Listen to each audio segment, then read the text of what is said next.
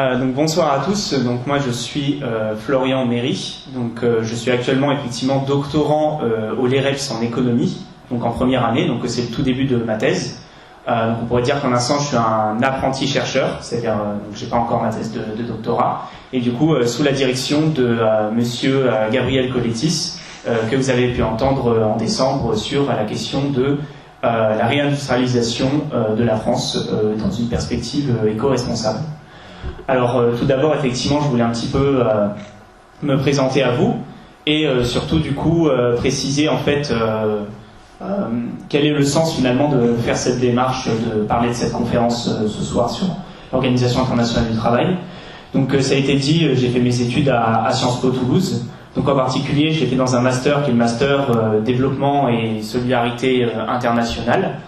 Donc en fait, le monde de l'économie du développement qui s'est justement développé après la Seconde Guerre mondiale dans le contexte de création en fait, des organisations onusiennes au sens large. En fait, c'est ça qui a lancé l'économie du développement. Et la logique de l'économie du développement, c'était plus ou moins de considérer qu'il y avait sur la planète, dans le monde, des économies qui étaient développées et des économies finalement qui ne l'étaient pas. Voilà, des pays qu'on a pu dire en sous-développement, en retard. C'est des notions aujourd'hui très controversées bien sûr, mais qui ont été utilisées en fait au début pour qualifier en fait ce nouveau champ de recherche. Et en particulier sur ce sujet-là, si vous pouvez voir là sur la partie travaux un petit peu plus bas, à Sciences Po Toulouse, j'ai fait mon mémoire de recherche sur un organisme onusien en particulier, enfin plutôt un organisme spécialisé, ce qui est aussi le cas de l'Organisation internationale du travail. C'est donc la Banque mondiale. Voilà, je travaille sur la Banque mondiale, qui est du coup l'institut de financement du développement économique. Là où on va le voir, l'Organisation internationale du travail est plutôt, on va dire, le volet en un sens social de ce que représente en fait la Banque mondiale aujourd'hui, ou le FMI, qui est aussi parfois beaucoup plus connu que la Banque mondiale. Au niveau des expériences que j'ai pu avoir à Sciences Po Toulouse, moi les stages que j'ai pu faire sont faits essentiellement en fait dans le secteur associatif, donc dans les ONG, dans les ESS globalement. Donc j'ai fait un stage dans une association qui s'appelle Occitanie Coopération, qui justement s'occupe de la question de la coopération internationale décentralisée, c'est-à-dire qu'en fait comment est-ce qu'au niveau de la région Occitanie, on met en œuvre en fait de la coopération internationale avec d'autres pays, mais notamment en fait dans une logique nord-sud, c'est-à-dire comment en fait les nords en un sens viennent au sud. C'est bien évidemment des notions qu'on aura l'occasion de rediscuter. Enfin, ça a été dit, donc je suis adhérent au GREP depuis 2021. Donc ça fait un moment en tout cas que voilà, je suis dans cette association et du coup c'est la première fois que je donne une conférence pour eux et j'en suis assez ravi. Alors une thèse en fait, comment ça se passe, comment on y rentre du coup, puisqu'on m'a un peu demandé de faire cette présentation là. Alors déjà en fait la plupart de ceux qui font une thèse généralement font pas un parcours grande école un peu comme j'ai pu faire, mais ils font plutôt en fait simplement des masters recherche à la fac. Alors par contre, il est vrai que en fait, comme les étudiants en grandes écoles, c'est assez rare qu'ils souhaitent faire de la recherche. Il est vrai que généralement, quand on veut faire de la recherche, en fait, j'ai pu m'en rendre compte en fait en discutant avec d'autres doctorants qu'on accédait plus facilement à des financements de thèse en fait que des étudiants qui viennent de la fac, alors qu'ils sont pourtant les plus nombreux. Donc moi, il me semble que c'est une grande injustice, mais dont je bénéficie dans le cas présent. Mais c'est vrai que j'ai pu me rendre compte que, en fait, dans les autres labos, on avait beaucoup de gens qui venaient soit des Sciences Po, soit de l'école normale supérieure, hein, qui sont absolument partout en termes de doctorants.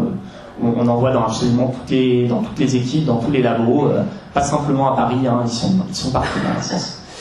Donc moi, ma thèse, j'en reparlerai dans le cadre de l'Organisation internationale du travail, parce que c'est quand même pour ça qu'on est là ce soir. Mais je travaille sur des questions de démocratie économique. Et donc c'est en fait à ce titre que je vais parler de l'Organisation internationale du travail, c'est-à-dire comme en fait une sorte de modèle de démocratie économique internationale, alors qu'il y a bien sûr plein d'imperfections, nous le verrons, mais aussi plein de qualités que aucune autre organisation internationale aujourd'hui n'a. Donc voilà, c'est pour les travaux. Et au niveau du coup de ma méthodologie, je travaille beaucoup sur les questions du coup d'économie institutionnelle, d'histoire économique aussi, d'analyse de discours. Et c'est pour ça du coup que c'est un peu le dernier point de mon introduction. Je précise que ce soir, on va plus aborder l'Organisation internationale du travail au sens de son histoire économique et de son histoire politique, que sur la question uniquement juridique, qui est pourtant le travail le plus important de l'Organisation internationale du travail, même si, bien évidemment, on va aussi en discuter.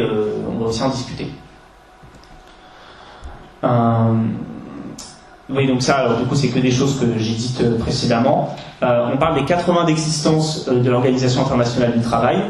Ces 80 ans d'existence, ils concernent en fait la version moderne de l'Organisation internationale du travail, donc qui est née en 1944 à la suite de la Seconde Guerre mondiale. Mais on va aussi un petit peu remonter en arrière pour savoir quand même le contexte de vraiment l'origine de la Banque mondiale, qui lui remonte du coup à l'après-Première Guerre mondiale, en fait, donc en 1919.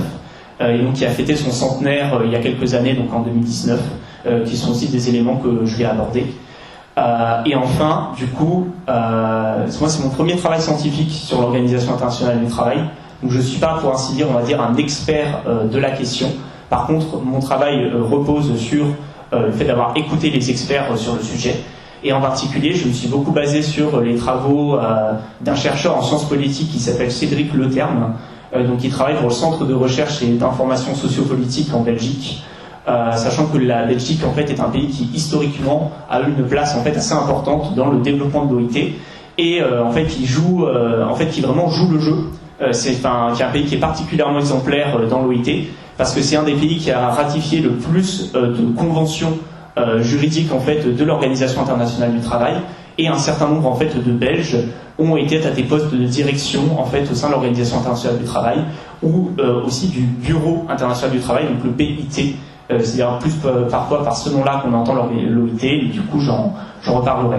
Et bien évidemment, à partir de maintenant, pour simplifier le propos, on appellera toujours l'Organisation du travail internationale du travail l'OIT, parce que ça va plus vite, tout simplement. Alors, sans plus tarder, donc en fait, l'Organisation internationale du travail, donc l'OIT, historiquement, elle a eu un rôle précurseur dans la coopération internationale de l'ONU. Et en fait, ce rôle précurseur, il est souligné par rapport au fait que son positionnement est beaucoup plus social et beaucoup moins libéral que la plupart des autres organisations économiques de l'Organisation des Nations Unies, donc de l'ONU, donc notamment du FMI, de la Banque mondiale et de l'OMC. Donc ça, dans une perspective historique, c'est ça qu'on aura. Actuellement, en fait, l'Organisation internationale du travail, donc l'OIT, elle repose sur une gouvernance tripartite. Donc entre, d'une part, des représentants des gouvernements, d'autre part, du coup, des représentants des employeurs. Donc, par exemple, en France, ce serait un représentant du MEDEF, en un sens, qui, du coup, serait à l'Organisation internationale du travail. Et aussi, du coup, des représentants, en fait, des salariés, en particulier, du coup, des organisations majoritaires. Alors, j'avoue que ça, j'ai pas cherché de savoir si actuellement c'est un délégué de la CGT ou de la CFDT, en fait, qui se trouve à l'Organisation internationale du travail pour la France. Mais comme on le verra un peu plus tard, dans les deux cas, en fait, ça ne fait pas une grande différence dans ce contexte. Il y a moins de différence au niveau international entre ces organisations syndicales qu'au niveau national. Donc on verra effectivement que ce modèle de gouvernance, en fait, c'est ce qui permet de rapprocher l'OIT d'une démocratie économique internationale.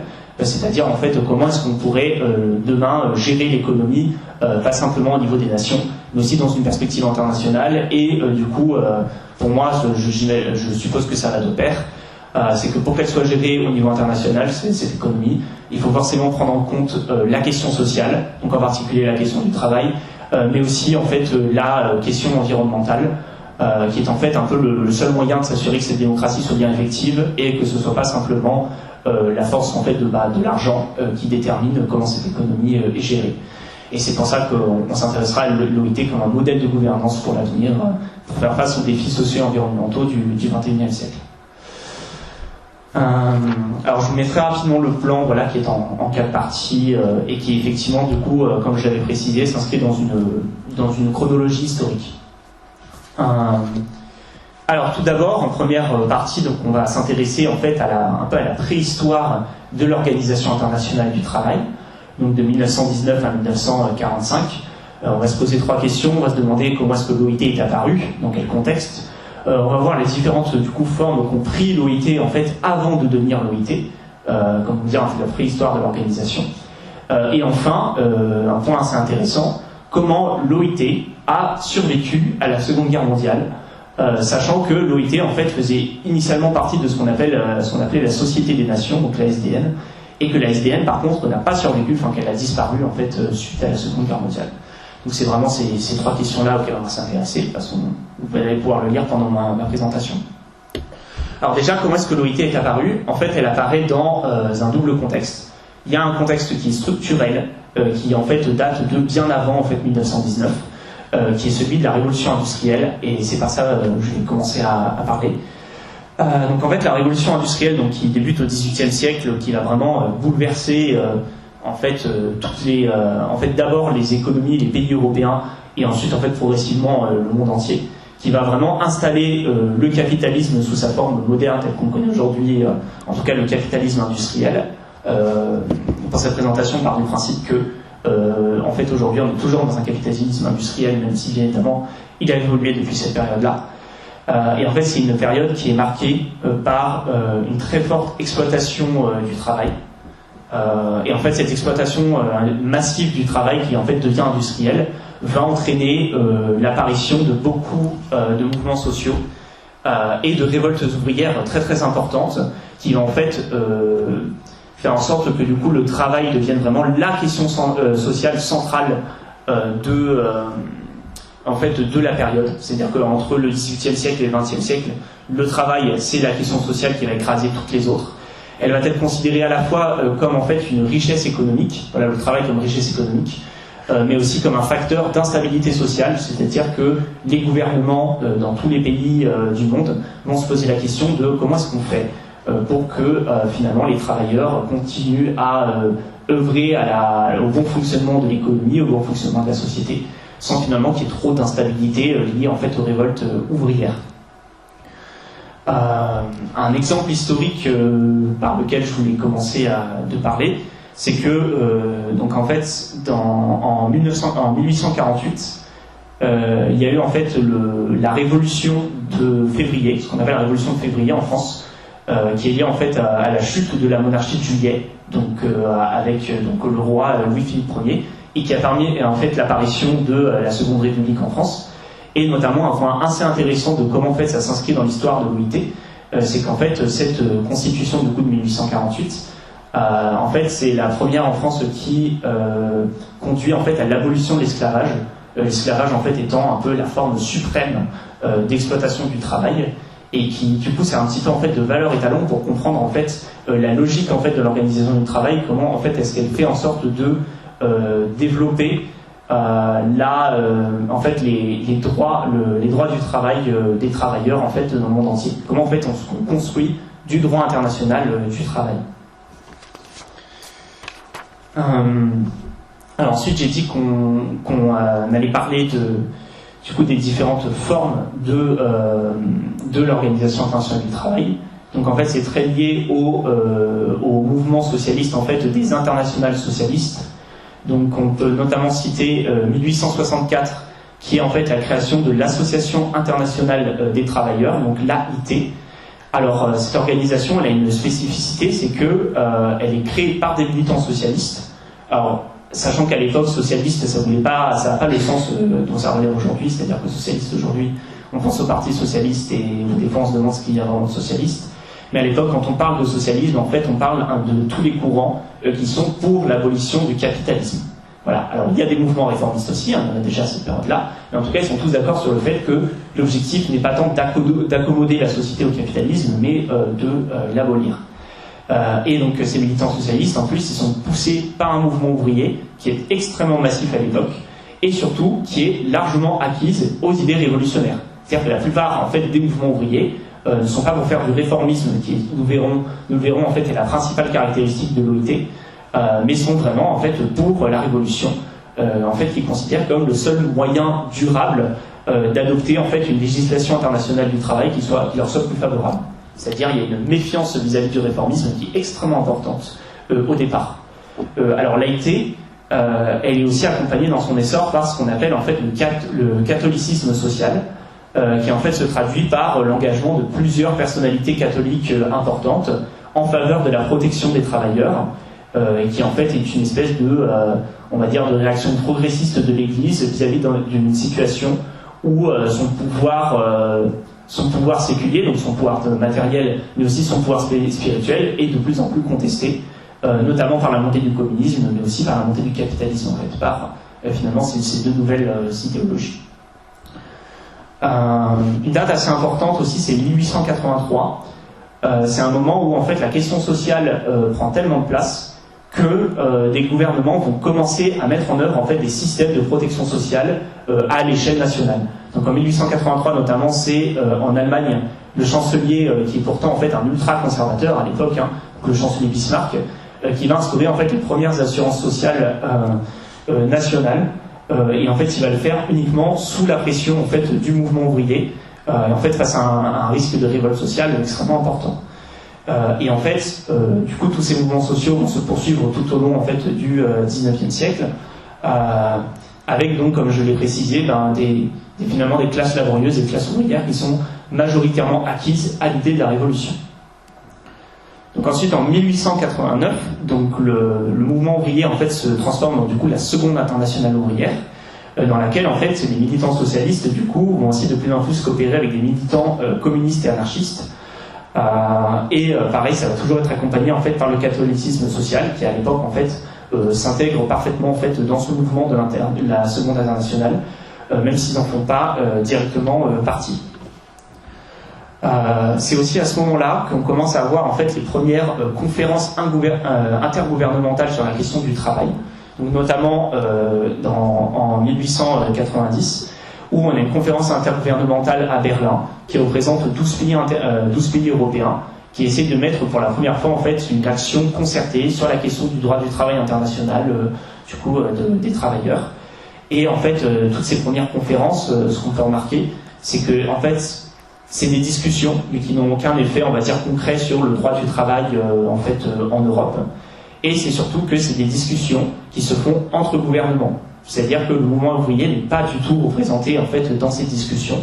Et on va voir que ça va avoir une importance pour la suite, puisque l'OIT, en fait, dans sa constitution, va se faire beaucoup d'ennemis au sein du mouvement ouvrier. Alors ensuite, du coup, en 1897, on a finalement la première organisation qu'on pourrait dire est finalement l'ancêtre de l'OIT. Donc c'est l'AIPLT, donc c'est un nom un peu long, mais du coup c'est l'Association internationale pour la protection légale des travailleurs. C'est-à-dire que c'est à partir de ce moment-là où on va considérer que la question du droit du travail, en fait, c'est une question de droit. Voilà, c'est principalement une question de droit, et que du moment que on va avoir des lois qui vont être votées soit à l'échelle nationale, soit à l'échelle internationale, c'est ça qui va permettre aux droits des travailleurs en fait de progresser. Alors bien évidemment, donc cette AIPLT, à la différence de la Seconde Internationale ouvrière, en fait, elle se fait après la scission qu'il y a eu entre les communistes et les anarchistes, et donc en fait, elle se situe dans une situation finalement la Seconde Internationale. Finalement, dedans, on n'a plus que en fait les socialistes les plus réformistes du mouvement ouvrier, et en fait, ça va expliquer la direction que va prendre l'organisation, notamment en fait au début de la Première Guerre mondiale, qui est une période dont on va parler juste après, puisqu'en fait au début de la Première Guerre mondiale, il y a tout un débat sur justement le pacifisme ouvrier, c'est-à-dire comment est-ce que le syndicalisme ouvrier va essayer de faire en sorte que la guerre en fait n'ait pas lieu, en considérant que c'est une guerre entre des intérêts économiques bourgeois dans lesquels finalement en fait les travailleurs sont impliqués et entraînés. Et en fait le secrétariat syndical international, donc la SSI, qui est donc du coup le syndicat qui a le contrôle en fait de l'AIPLT. Donc l'AIPLT, on va dire que c'est l'OIT, du coup le syndicat qui est représenté dedans, c'est le SSI. En fait, son unité se brise totalement à partir de 1913, parce que la solidarité nationale est considérée comme beaucoup plus importante que la solidarité de classe. Et ça va se traduire en termes du droit du travail par le fait que finalement, ne pas respecter le droit du travail, et en fait c'est justifié par l'effort de guerre, par en fait le conflit national, par en fait le nationalisme des différents pays. Et en fait c'est sur donc, tout ce contexte-là, donc maintenant on va pouvoir parler de facteurs plus conjoncturels qui ont amené à la création de l'OIT, donc en 1919. C'est qu'en fait après du coup la Première Guerre mondiale, et bien du coup la SSI devient la FSI. C'est pas très important vis-à-vis des noms, Mais du coup, ce qu'il faut comprendre, en fait, c'est que c'est ce mouvement réformiste qui finit, en fait, de complètement, en fait, exclure toute formulation plus révolutionnaire, en fait, vis-à-vis du droit du travail, pour installer l'OIT, avec, du coup, le soutien, du coup, de la communauté internationale, ce dont, là, je vais vous parler juste après. Simplement, au niveau de ce qui s'est passé pendant la Première Guerre mondiale, ce qui est intéressant à souligner, c'est que pendant la Première Guerre mondiale, en fait, on a une espèce d'expérimentation de la façon dont va fonctionner l'OIT par la suite. Parce qu'en fait, pendant la guerre, l'arrière-pays, en fait, va faire de la planification économique massivement. Et notamment, cette planification économique, elle va imposer, en fait, au gouvernement de travailler avec les organisations patronales et les organisations des travailleurs. En fait, une forme de coopération tripartite. Hein. Donc, du coup, c'est ça qui va se passer. Et avec quand même tout un volet de revendications en fait au niveau des travailleurs, parce que pour le coup, on ne peut pas se permettre d'avoir de grève pendant la guerre, parce que sinon la production militaire s'arrête et on perd la guerre en fait. Et du coup, cette économie de planification en fait, elle va tellement bien fonctionner que en fait, elle va se perpétuer après la guerre. Alors après la Première Guerre mondiale, en fait, pas pendant si longtemps que ça, c'est-à-dire que ça va durer quelques années avant que ça périclite. Et par contre, ça va être repris définitivement après la Seconde Guerre mondiale, avec en fait ce qu'on appelle l'économie keynésienne, les Trente Glorieuses. En fait, c'est un peu de là d'où ça vient. Et en fait, pourquoi ça nous intéresse ? Parce qu'en fait, en France, celui qui était responsable de la planification, c'était en fait Albert Thomas. Donc Albert Thomas, en fait, il travaillait au ministère de l'Armement et de Fabrication des Guerres durant la Première Guerre mondiale. Et ensuite, en fait, c'est Albert Thomas qui va devenir le premier directeur de l'OIT, en fait, en 1919. Donc, en fait, les Français ont contribué ils ont eu la première direction de l'OIT. Et notamment, c'est lui qui va mettre en place ce qu'on va appeler la politique d'indépendance de l'OIT. C'est-à-dire le fait que l'OIT, certes, a un agenda qui est lié à la communauté internationale, qui est lié à la Société des Nations.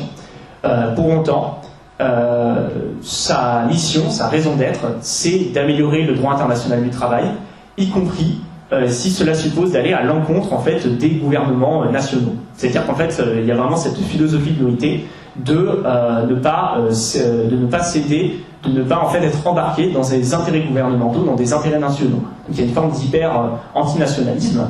Et notamment pour le cas d'Albert Thomas, il va même aller à l'encontre de la France. En fait, la France au départ, elle voulait que les droits du travail de l'OIT ne s'appliquent qu'au secteur industriel et qu'ils ne s'appliquent pas au secteur agricole, avec des motifs divers, mais dont en fait le principal, c'était que comme dans le secteur agricole, c'était des entrepreneurs agricoles, qu'en fait en un sens c'était eux qui déterminaient comment leur exploitation agricole devait être gérée. Et donc comme c'était en fait pas lié à l'ouvriérisme qui a permis la création de l'OIT, que du coup ça rentrait pas dedans. Et en fait, Albert Thomas en fait va plaider devant en fait la Cour internationale de justice pour que l'OIT puisse aussi légiférer en matière de droit du travail dans le secteur agricole. Et il va obtenir gain de cause, donc contre son propre pays, et donc vraiment installer cette politique d'indépendance. Alors, ce qui est un petit peu paradoxal, c'est que je viens de vous expliquer que l'origine de l'OIT était plutôt réformiste, et pourtant, là, je viens de vous présenter aussi que finalement elle s'inscrit beaucoup dans le mouvement ouvrier. D'ailleurs, il ne faut pas oublier aussi qu'après la Première Guerre mondiale, le mouvement ouvrier, c'est lui qui avait payé le plus lourd tribut de la guerre, et donc en fait, vis-à-vis de la sortie de la Première Guerre mondiale, en fait, il demande réparation.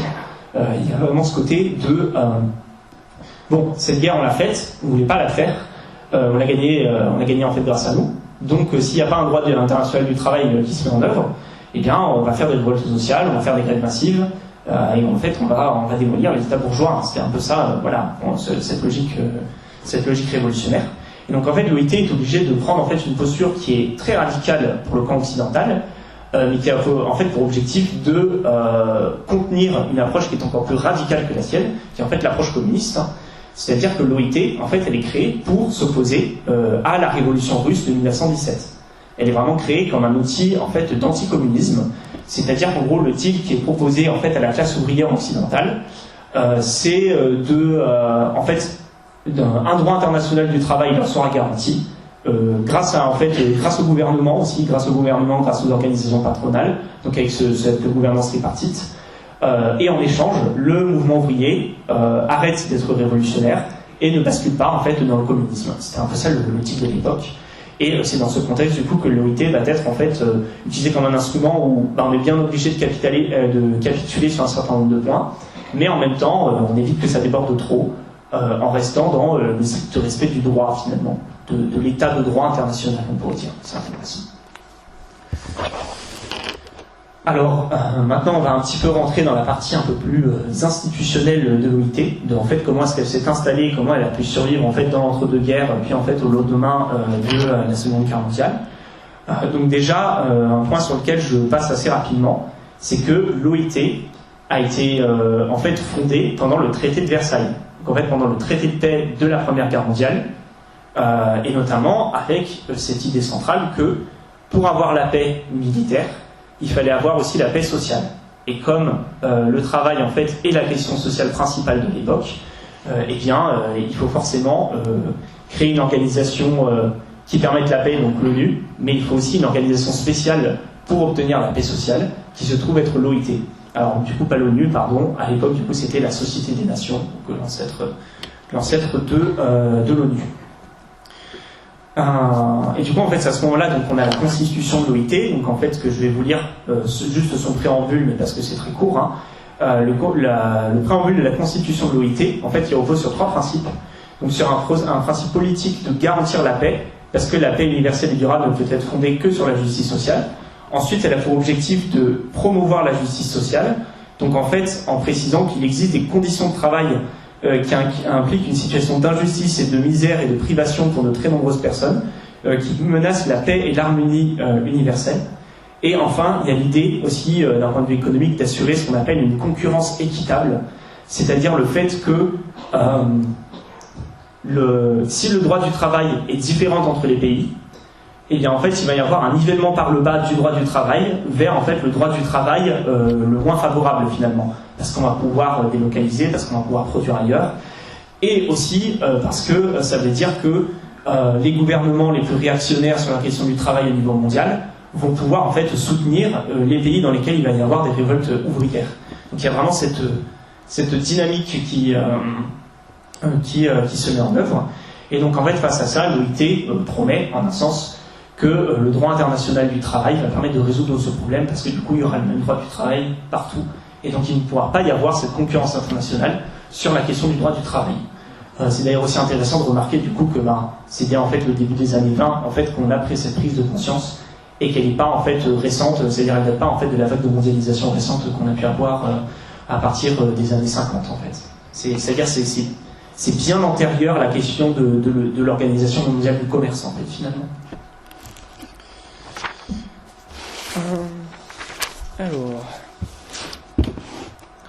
Alors aussi, autre point du coup sur cette constitution, c'est aussi elle qui va déterminer les prérogatives et le modèle de gouvernance de l'Organisation internationale du travail.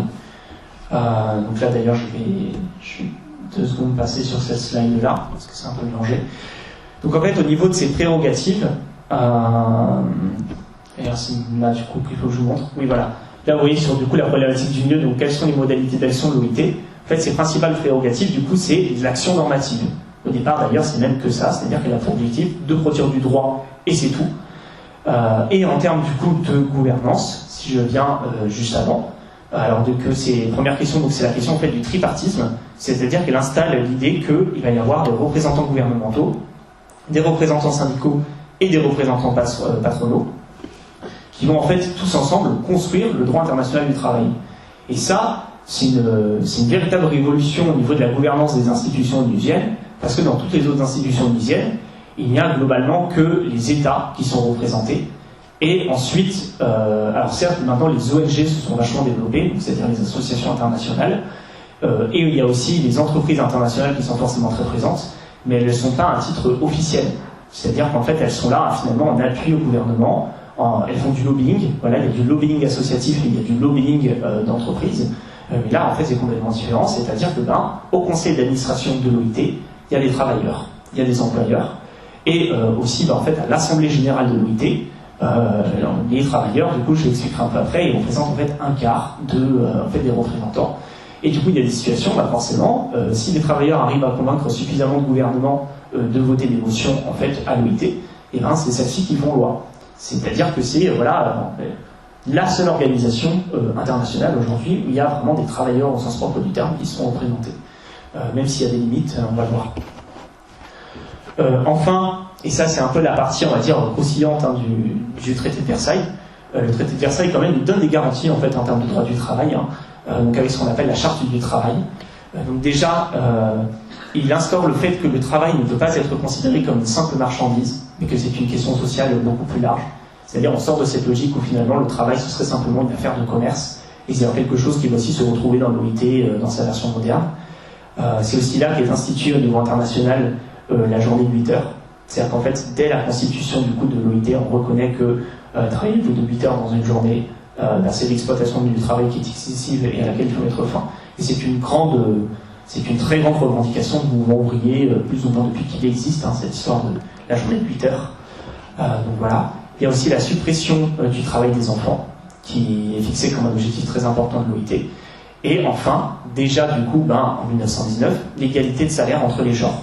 Le fait que du coup les femmes et les hommes soient payés exactement la même chose à travail égal, qui est du coup présenté dans cette fameuse charte du travail. Alors du coup je reviens très rapidement sur cette slide-là et on aura fini pour la première partie. En fait, ce qui va permettre du coup à l'OIT de survivre après la Seconde Guerre mondiale, donc j'en ai parlé, c'est sa politique d'indépendance, mais ça va aussi être en fait le soutien des États-Unis, parce qu'en fait du coup en 1934 c'est le président Roosevelt en fait aux États-Unis qui va décider d'intégrer les États-Unis en fait dans l'OIT avec à la fois cet objectif de lutter contre le communisme, mais en fait il y voyait aussi en fait un instrument de lobbying politique pour permettre en fait de légitimer en fait la politique de relance de New Deal en fait qui menait en fait au sein de son pays. Et il voulait en faire en particulier aussi un instrument stratégique pour lutter contre en fait l'émergence d'une part du fascisme qui s'est traduit en fait notamment en Italie par en fait la destruction de tout droit du travail, parce qu'en fait c'est par ça que ça commence finalement. Il y a une révolution en fait quasiment une révolution anarchiste en fait en Italie au début des années 30, et elle est matée dans le fascisme de Mussolini, donc avec l'éradication du droit du travail. Donc donner de l'importance à l'OIT dans ce contexte, c'est de dire que dans les démocraties libérales, il y a un droit du travail, là où il n'y en a pas, en fait, dans le fascisme. Et de l'autre côté, du coup, toujours pareil, de s'opposer au communisme. Alors. Donc maintenant qu'on a un petit peu vu tout ce contexte historique, on va pouvoir parler plus exactement du coup de la gouvernance de l'OIT, c'est-à-dire en fait l'OIT, comment est-ce que ça fonctionne au quotidien, comment est-ce que ça fonctionne encore aujourd'hui. Alors déjà l'OIT, donc elle est basée sur 3 grands principes, qui sont donc les principes d'universalisme, de tripartisme et d'organisation. Alors vis-à-vis du coup de l'universalisme, en fait l'OIT c'est à la fois une organisation universaliste parce qu'elle représente en fait l'idée de la gouvernance mondiale. C'est-à-dire que l'OIT se refuse à représenter des intérêts particuliers. C'est-à-dire qu'en cela, l'OIT, par exemple, va s'opposer à des organisations qu'on appelle régionales. Alors, j'ai 2 exemples à donner. Du coup, c'est l'OCDE, mais aussi l'Union européenne, du coup, qui sont des organisations économiques qui ne sont pas mondiales, c'est-à-dire qui se destinent pas en fait à soutenir les intérêts de l'ensemble des travailleurs de la planète ou de l'ensemble des pays du monde, mais simplement en fait de clubs de pays, et en plus en particulier en fait de clubs de pays riches. Et en fait, l'OIT a vraiment essayé de limiter l'influence des pays riches au sein de son organisation. Il n'y est pas toujours parvenu, mais en fait, il y a tout un tas de mécanismes qui fait que, là où souvent on dit qu'à l'OIT, par exemple, on a un conseil de sécurité qui fait que globalement, si une des 5 puissances mondiales qu'on a aujourd'hui, les États-Unis, la France, la Chine, etc., en fait, font leur droit de veto, aucune en fait décision de l'ONU ne peut être validée. À l'OIT, il n'y a absolument pas ces dispositifs de veto. C'est une des seules organisations internationales aujourd'hui où il n'y a pas de dispositif de veto. Même si, bien évidemment, les pays les plus développés de la planète ont quand même quelques avantages au sein de l'organisation sur lesquels je reviens un peu après.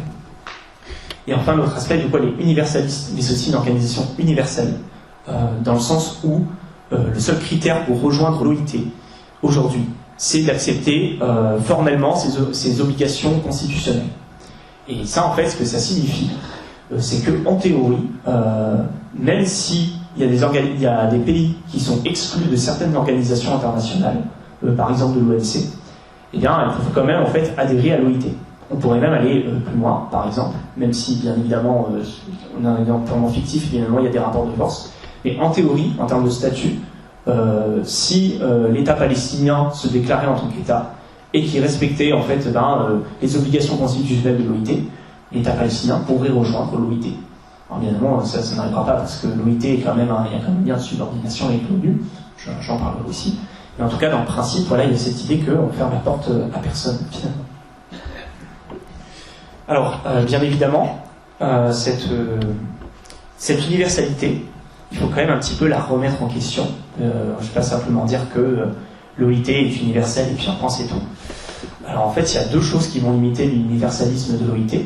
Le premier, c'est que la composition de ces différentes strates organisationnelles sont en fait de moins en moins démocratiques et donc en fait de moins en moins universelles au fur et à mesure qu'on avance. C'est-à-dire que la CIT, du coup là que vous voyez au milieu de l'écran, donc qui est la Conférence internationale du travail. Alors là, je m'adresse à un public de chrétiens. La CIT, c'est l'équivalent de l'Assemblée générale, c'est-à-dire qu'on en a une par an et c'est là où on vote un peu les grandes orientations de l'OIT. C'est finalement la structure la plus démocratique en un sens. Sauf qu'il y a aussi beaucoup de décisions qui vont se prendre du coup dans un cadre un peu restreint, qui est celui du conseil d'administration. Sauf que la différence du CREP, où le conseil d'administration, a priori, tous les administrateurs sont élus par l'ensemble de l'AG. Pour le conseil d'administration de l'OIT, c'est un petit peu différent.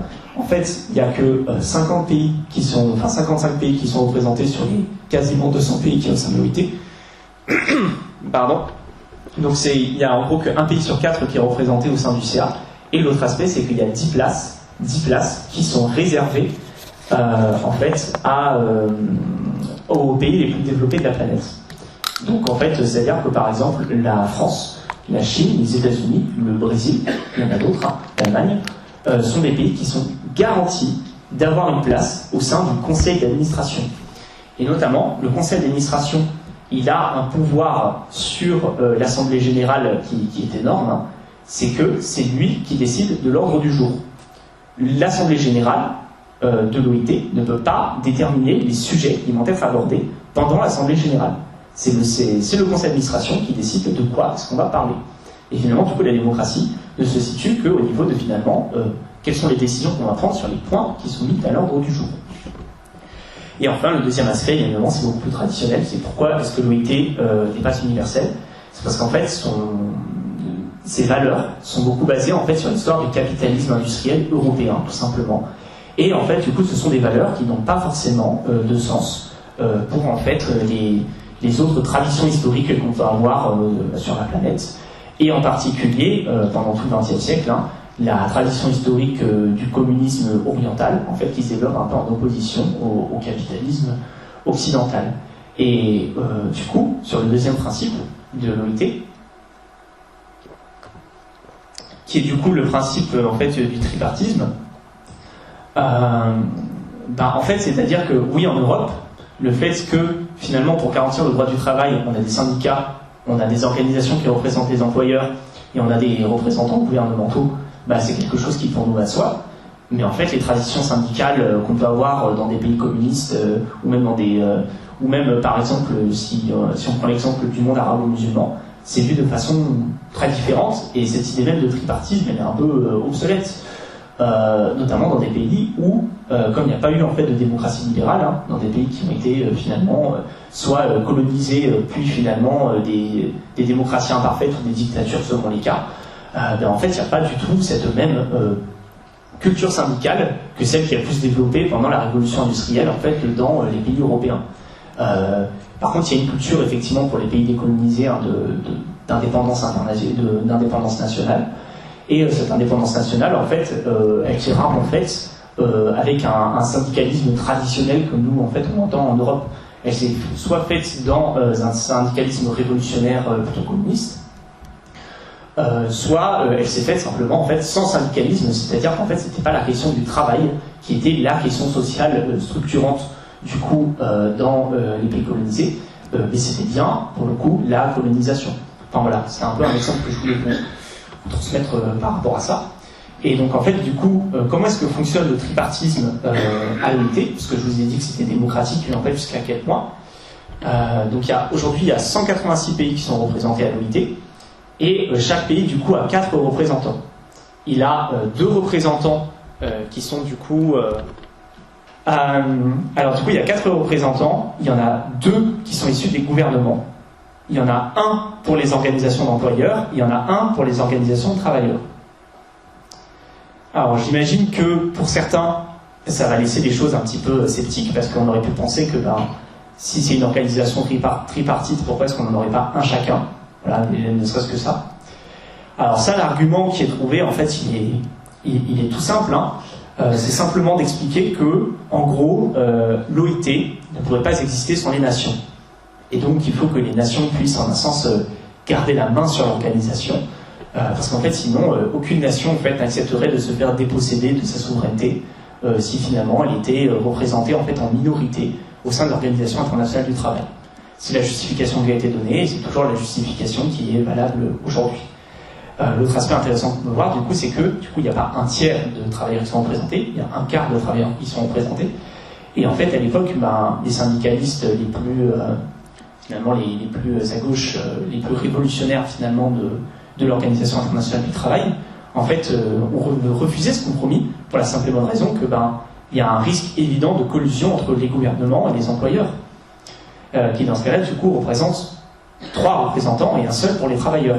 En fait, le truc, c'est que c'est, finalement, ce que dit l'Organisation internationale du travail, c'est que tout le monde est représenté. Mais à la fin, sur le conflit de classe qu'il y a entre le patronat et les travailleurs, c'est le gouvernement qui tranche. C'est le gouvernement qui tranche, en fait, avec ces 2 représentants. Et en plus de ça, le fait qu'il n'y ait qu'un seul délégué des employeurs et surtout un seul délégué des travailleurs, des syndicats, ça veut dire que dans chaque pays, c'est forcément l'organisation syndicale majoritaire qui est représentée. Et ça, en fait, ça nuit à la pluralité, en fait, des syndicats qui sont représentés à l'OIT.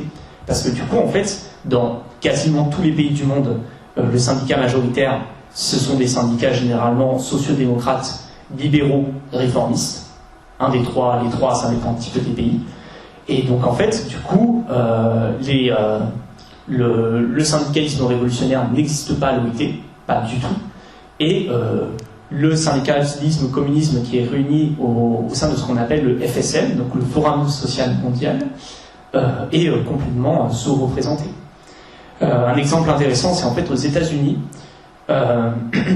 L'organisation aux États-Unis qui est représentée, donc du coup c'est l'AIT, donc c'est l'American...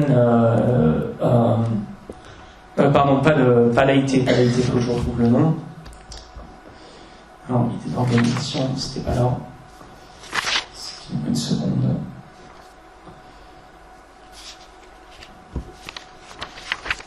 Ah oui, pardon. L'AFL. Donc l'AFL, c'est donc de American Freedom Labor, donc qui est une organisation syndicale mais anticommuniste, et qui en fait avait, au moment où elle a obtenu en fait le siège au sein de l'OIT, donc en fait au moment de sa création, donc sa création moderne, du coup je précise, en 1944. En fait, elle avait moins d'adhérents que la CIO, qui était donc de Congress International Industrial Organization, qui en fait avait beaucoup plus en fait d'adhérents, voilà, donc qui était beaucoup plus représentatif finalement du monde du travail, mais qui avait l'inconvénient d'être plus communiste que sa voisine. Et d'ailleurs, en plus, en fait, de toute façon, à partir du milieu des années 50, la séparation entre l'AFL et la CIO n'a plus aucun sens, puisqu'en fait les 2 organisations syndicales fusionnent en 1955, et finalement, en fait, comme du coup c'est la seule grande organisation syndicale qui existe au niveau national, forcément, c'est cette organisation syndicale qui est représentée en fait à l'OIT, structurellement. En plus de ça, ça signifie que les seuls travailleurs qui sont représentés à l'OIT, finalement, ce sont les travailleurs organisés en syndicats. Alors qu'aujourd'hui, la majorité des travailleurs, en fait, ne sont pas syndiqués. Et même, souvent, n'ont pas de contrat salarié. Ils sont dans des situations de précarité, en fait, qui sont, encore une fois, je le répète, beaucoup plus importantes que celles qu'on peut avoir en Europe. Là où, en Europe, le salariat est le fait social majoritaire, dans beaucoup de pays, la plupart des gens sont soit des auto-entrepreneurs, qui sont extrêmement précaires, ou alors même travaillent, en fait, sans aucune forme de contrat de travail, avec aucune protection sociale de quelque ordre que ce soit, ou alors des protections sociales qui sont beaucoup moins développées que dans les pays européens. Et en fait, à ce titre, c'est pour le coup l'immense majorité des travailleurs qui ne sont pas représentés à l'Organisation internationale du travail, pas du tout, puisqu'ils n'ont même pas les syndicats de la courroie de transmission qui le permettraient. Et je précise d'ailleurs que ce problème de représentation vise aussi les employeurs, puisque comme c'est des organisations majoritaires et que chaque pays a droit à une organisation, et bien ça va être l'organisation patronale majoritaire qui va être représentée uniquement par les grandes entreprises et les entreprises internationales de ces pays, qui peut même des fois même se payer le luxe en fait d'être représenté par l'ensemble des syndicats du patronat dans différents pays, puisque ces entreprises multinationales sont représentées sont installées dans plein de pays. Et du coup, les PME, TPE, c'est pareil, 0 représentants de TPE, PME, enfin de petites ou moyennes entreprises qui sont représentées à l'Organisation internationale du travail. En gros, il n'y a que des gros acteurs. Et même au niveau gouvernemental, ça va pas être des représentants régionaux. Hein. Ça peut être des représentants généralement issus de la capitale, directement de l'État, des hauts fonctionnaires. Donc il y a quand même un entre-soi onusien qu'on retrouve bien dans cette configuration. Alors dernier point simplement du coup sur l'idée d'organisation. En fait c'est un peu lié justement à la gouvernance en fait. Donc c'est par là que je vais directement parler. Donc en fait il y a 3 organisations en fait à l'unité principale. Donc il y a la CIT, donc c'est celle dont j'ai parlé au début, du coup c'est l'Assemblée Générale. C'est celle-là où il y a les fameux 4 représentants. Et en fait du coup cette CIT, elle a des missions qui sont finalement celles de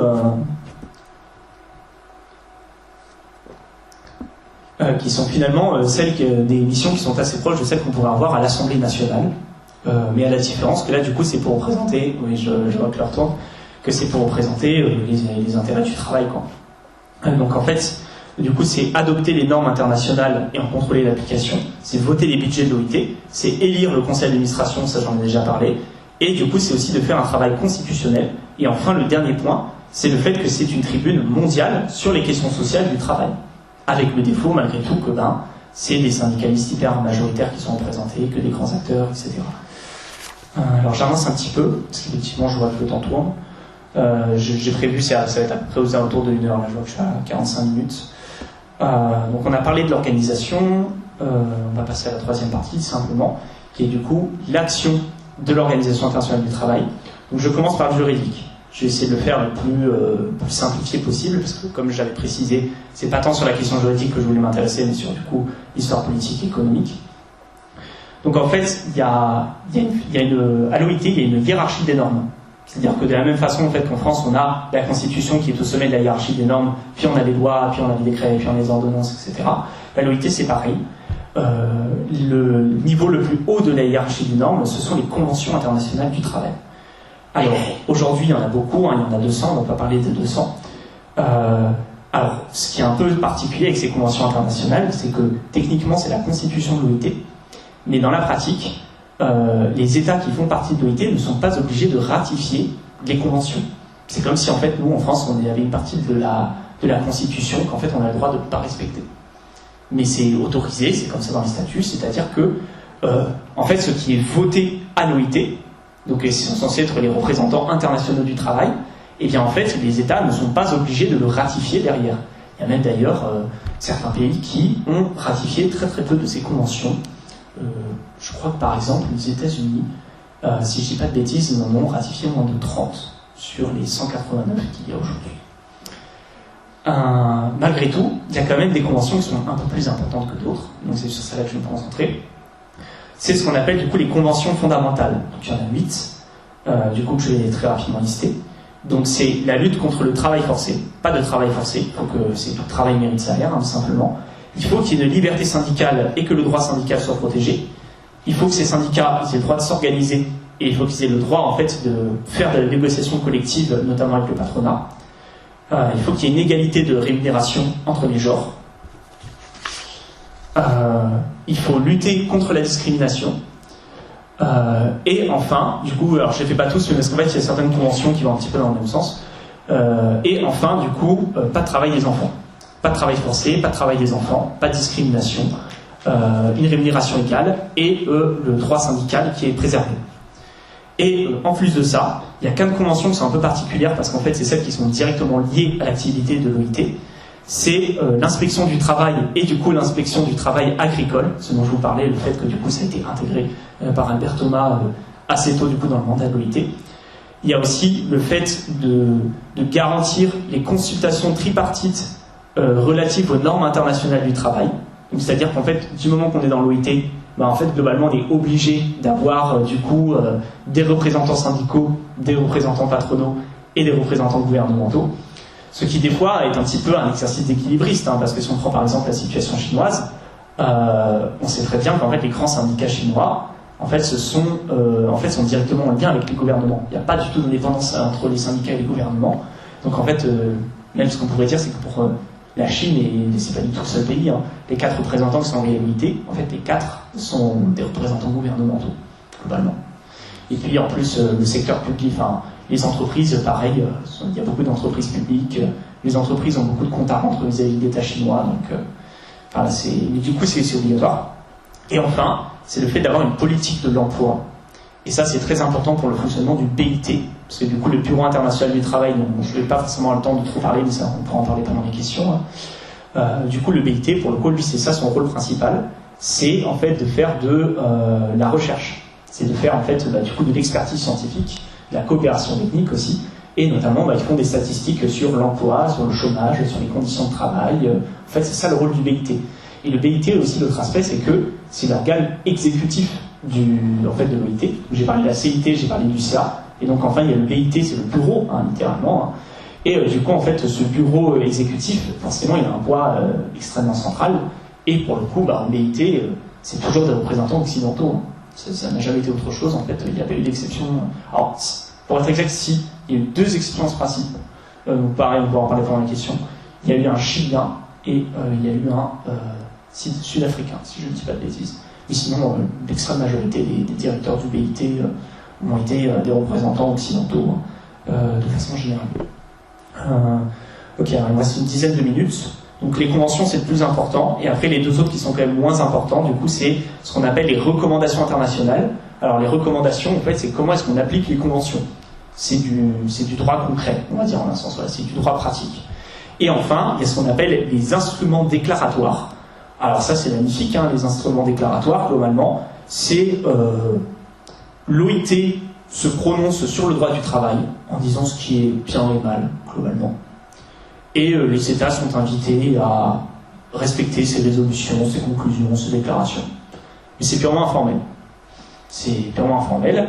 Et je précise que, de la même façon qu'au niveau national, on a tendance à avoir une inversion de la hiérarchie des normes, c'est-à-dire que les décrets sont utilisés comme le moyen politique principal, les lois sont de moins en moins utilisées, et la Constitution, n'en parlons même pas. Et bien, de la même façon, à l'OIT, c'est de plus en plus les instruments déclaratoires qui sont utilisés.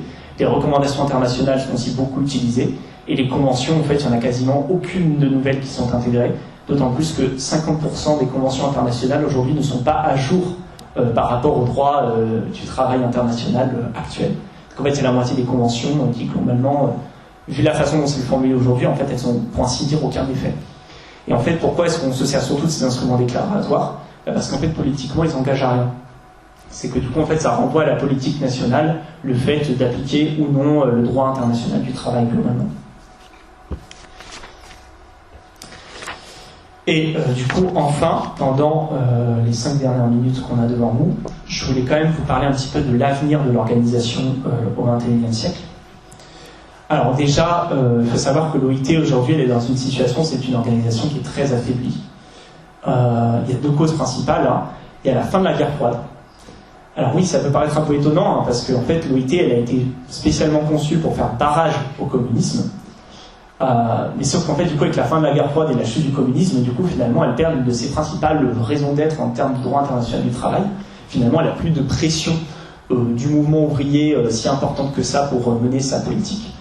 Et du coup, même, ça veut dire que là où les institutions de l'ONU étaient relativement solidaires dans leur façon de construire le droit international tant qu'il y avait, entre guillemets, la menace soviétique, la menace communiste, cette menace disparaissant, en fait, les autres institutions économiques comme la Banque mondiale, comme le FMI et comme tant d'autres, comme l'Organisation mondiale du commerce, en fait, elles vont considérer que l'OIT, ce n'est plus un avantage, une opportunité, en fait, d'avoir un meilleur développement économique, mais ils vont considérer, en fait, que c'est un frein, que le droit du travail, en fait, empêche le développement économique, et donc qu'en fait l'Organisation internationale du travail ne devrait plus avoir voix au chapitre pour parler de questions économiques. Il devrait finalement parler que de questions sociales, en fait, de questions qui sont considérées comme moins importantes. Et le deuxième aspect, bien sûr, alors ça j'en ai largement parlé, du coup c'est la mondialisation, en fait, la globalisation tout azimut en fait à travers le monde. Et en fait cette globalisation, elle entraîne notamment le fait que la concurrence internationale sur le droit du travail n'a jamais été aussi importante que jamais, ce qu'on appelle le dumping social. Et aussi, bien évidemment, en fait, les entreprises globales sont parfois aussi puissantes que les États. Donc en fait, elles ont beaucoup plus d'influence sur les États. Et en plus de ça, sur les organisations des employeurs, elles ont aussi énormément de points. Et du coup, le dernier point dont je voulais parler, du coup, c'est un peu la perspective à venir. Alors il y a deux façons de vous présenter la chose. Il y a eu du coup le centenaire de l'Organisation internationale du travail en 2019. Donc en fait, juste avant la crise Covid, globalement. D'ailleurs, c'est assez intéressant de le souligner. Et en fait, du coup, il y a une déclaration qui a été faite, qui a mis à jour la constitution de l'OIT, mais cette déclaration ne propose en fait aucune réforme en profondeur du système de l'OIT que je vous ai présenté. C'est-à-dire que l'impulsion qui est donnée pour le deuxième siècle, globalement, c'est on va continuer comme avant. Globalement, c'est ça le message qui a été donné en 2019.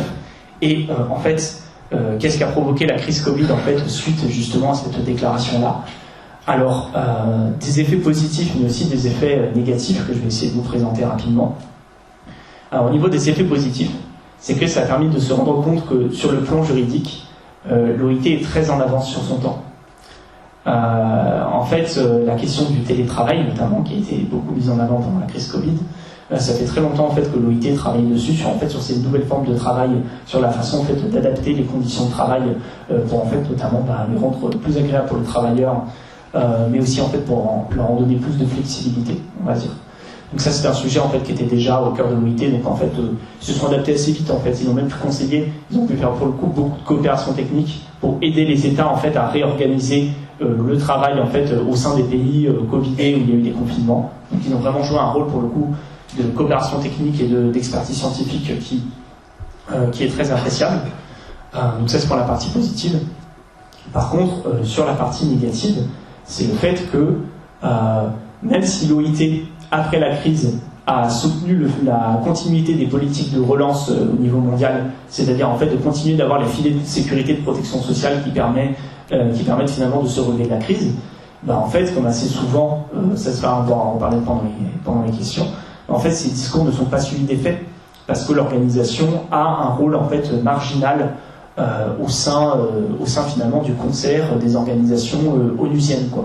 Donc en fait elle garde un rôle symbolique très important, mais en fait elle parvient pas finalement à dépasser ce rôle symbolique en fait. C'est-à-dire que l'OIT c'est une organisation qui fait un peu douter de l'efficacité du droit international pour obtenir en fait des avancées concrètes, alors même que, comme j'ai essayé de vous le présenter pendant cet exposé, c'est aujourd'hui ce qui se rapprocherait le plus d'un modèle de démocratie économique internationale. En tout cas, on pourrait se baser sur cette base pour essayer de construire quelque chose. Mais j'entends que ma conclusion n'est pas forcément très positive là-dessus, mais je suis sûr que le débat va me permettre d'esquisser des premières solutions. Je vous remercie.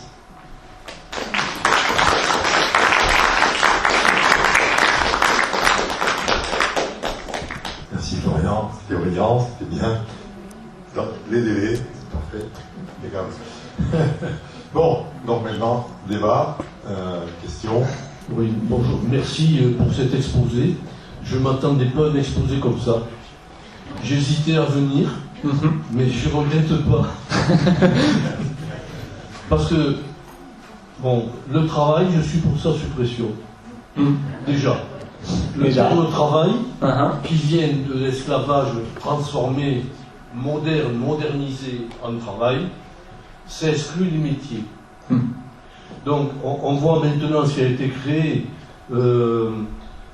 qui remplace les officines pour le chômage, là, comment on appelle ça France Travail. France Travail. Ouais. France Travail. Mais France Travail, c'est un terme qui me choque énormément. Ça veut dire que les métiers travaillent, ça veut dire que seuls les grands patrons, les gouvernements, tout ça, c'est eux qui décident comment cette transformation de l'esclavage va être exploitée pour le capitalisme, pour les banques, et surtout, également, pour ne pas aller entièrement sur le sentier de la paix partout dans le monde, puisque les fabrications d'armes, et on voit que les banques s'investissent de plus en plus dans la fabrication d'armes, ça fait gagner du pognon. Voilà. Donc, en fait, je vois qu'en France, puisque les autres pays je ne connais pas, en France, eh bien, c'est des minorités un peu partout qui n'ont pas de pouvoir, parce que, comme tu l'as dit, si la loi n'est pas entérinée par des décrets d'application et n'est jamais appliquée, et en France, effectivement, c'est 50% des lois qui ont été votées, celles qui ont été votées, qui ne sont pas appliquées du tout.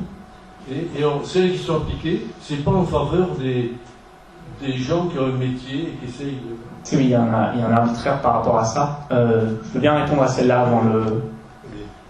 Le principe, c'est question et réponse. Oui, ok, ça marche, super. Non, en plus, je trouve que c'est un peu de faire du calage. Alors, ce qui est intéressant, effectivement, sur ce débat, finalement, sémantique entre emploi, travail, métier, en fait, tous ces termes qu'on peut un peu utiliser, c'est qu'effectivement, donc j'en ai un petit peu parlé, mais en fait, dans le débat public, on n'entend quasiment jamais parler de l'OIT. Souvent, on parle du PIT. On parle du taux de chômage au sens du PIT, c'est souvent ça qui est présenté. Parce que, comme j'ai souligné, en fait, le PIT, c'est l'organe technique exécutif en fait de l'OIT, donc qui fait d'expertise scientifique et notamment en fait qui finalement c'est ce qui lui a été beaucoup reproché en fait à partir des années 80, c'est de plus du tout en fait se préoccuper du travail, mais en fait uniquement de l'emploi, c'est-à-dire du fait de savoir si les gens avaient un travail ou pas, dans quel finalement, je reviens un peu à ce que le commentaire vous disait, c'est-à-dire un peu quelles sont les modalités d'exploitation finalement de l'emploi. Là où le travail, par contre, renvoie beaucoup plus à, on va dire, cette dimension en fait quand même socialiste aussi d'émancipation de ce que peut être le travail du moment qu'il est choisi et du moment, bien évidemment, qu'on peut en déterminer les objectifs démocratiquement, qui sont des enjeux assez importants.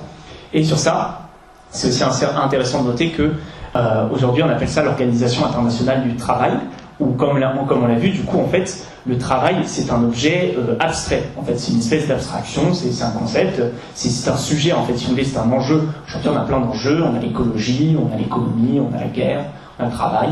Maintenant, voilà, le travail, c'est un peu qu'un enjeu parmi tant d'autres. Du coup, c'est un enjeu en fait qu'on peut discuter avec certes des représentants des travailleurs, mais en fait aussi tout un tas d'autres représentants, des représentants patronaux, des représentants gouvernementaux, où les travailleurs sont minoritaires.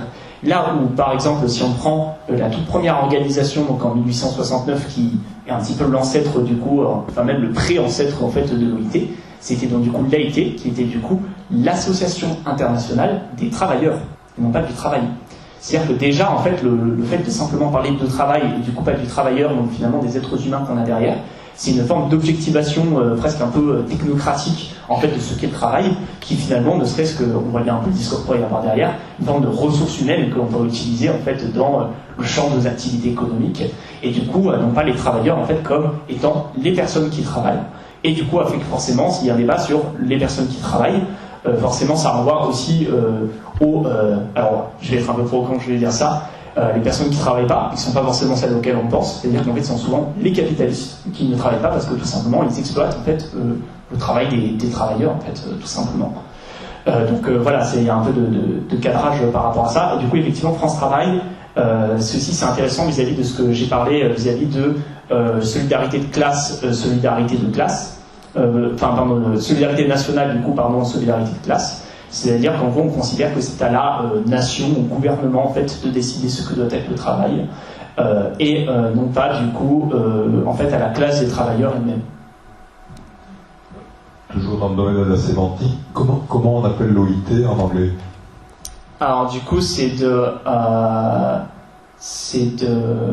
International Labour Organization, c'est ça, donc la ILO, donc Labour, donc qui renvoie en plus à ce qui est effectivement l'équivalent de travail, mais c'est-à-dire que il y a,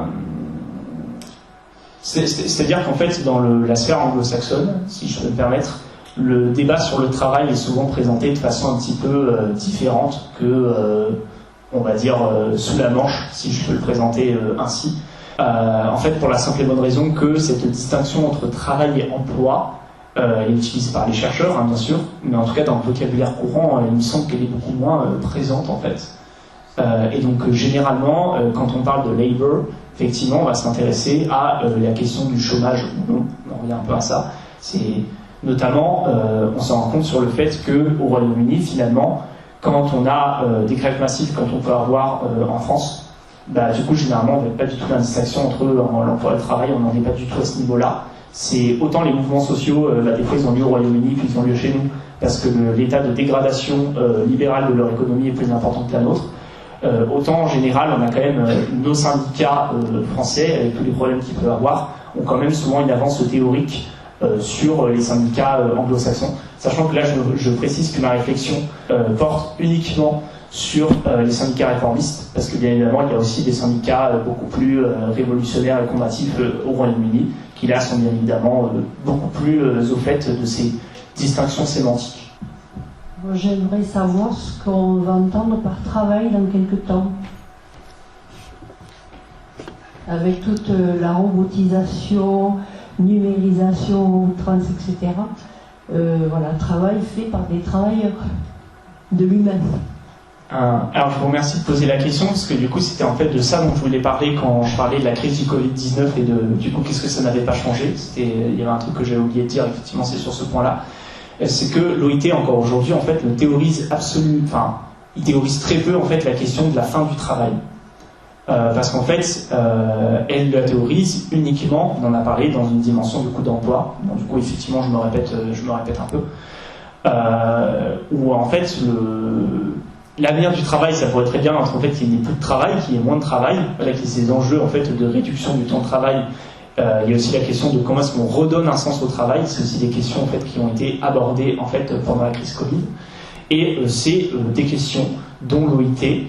Alors, il y a certains départements de recherche de l'OIT, je pourrais en parler un peu plus en détail si vous voulez, qui ont pris le pli. C'est-à-dire qu'ils maintenant, en fait, quand ils parlent de l'avenir du travail, ils parlent finalement de cette dimension philosophique, un peu ontologique de ce que doit être le travail, etc. Mais en fait, souvent, et c'est plutôt présenté en termes de si en fait on n'est pas capable de garantir le travail dans de bonnes conditions, en fait on va tout simplement pas être capable de produire, que ce soit pour rester dans le modèle actuel ou pour faire la transition écologique. Et donc en fait on a besoin de productivisme, y compris pour mener en fait la transition écologique. C'est-à-dire, oui, pour le coup, c'est autre point que je voulais souligner, c'est que la crise du Covid-19, malheureusement, elle a un petit peu montré que l'OIT, du fait de ses surspécialisations sur la question du travail, a tendance à être en retard sur les questions environnementales, et donc ce qui l'empêche assez souvent en fait, de sortir de son paradigme productiviste. Alors une fois que ça s'est dit, du coup, pour répondre plus au cœur de votre question, qu'est-ce que sera le travail demain ? Je pense que c'est très lié à notre capacité ou non à mettre en œuvre en fait une démocratie économique.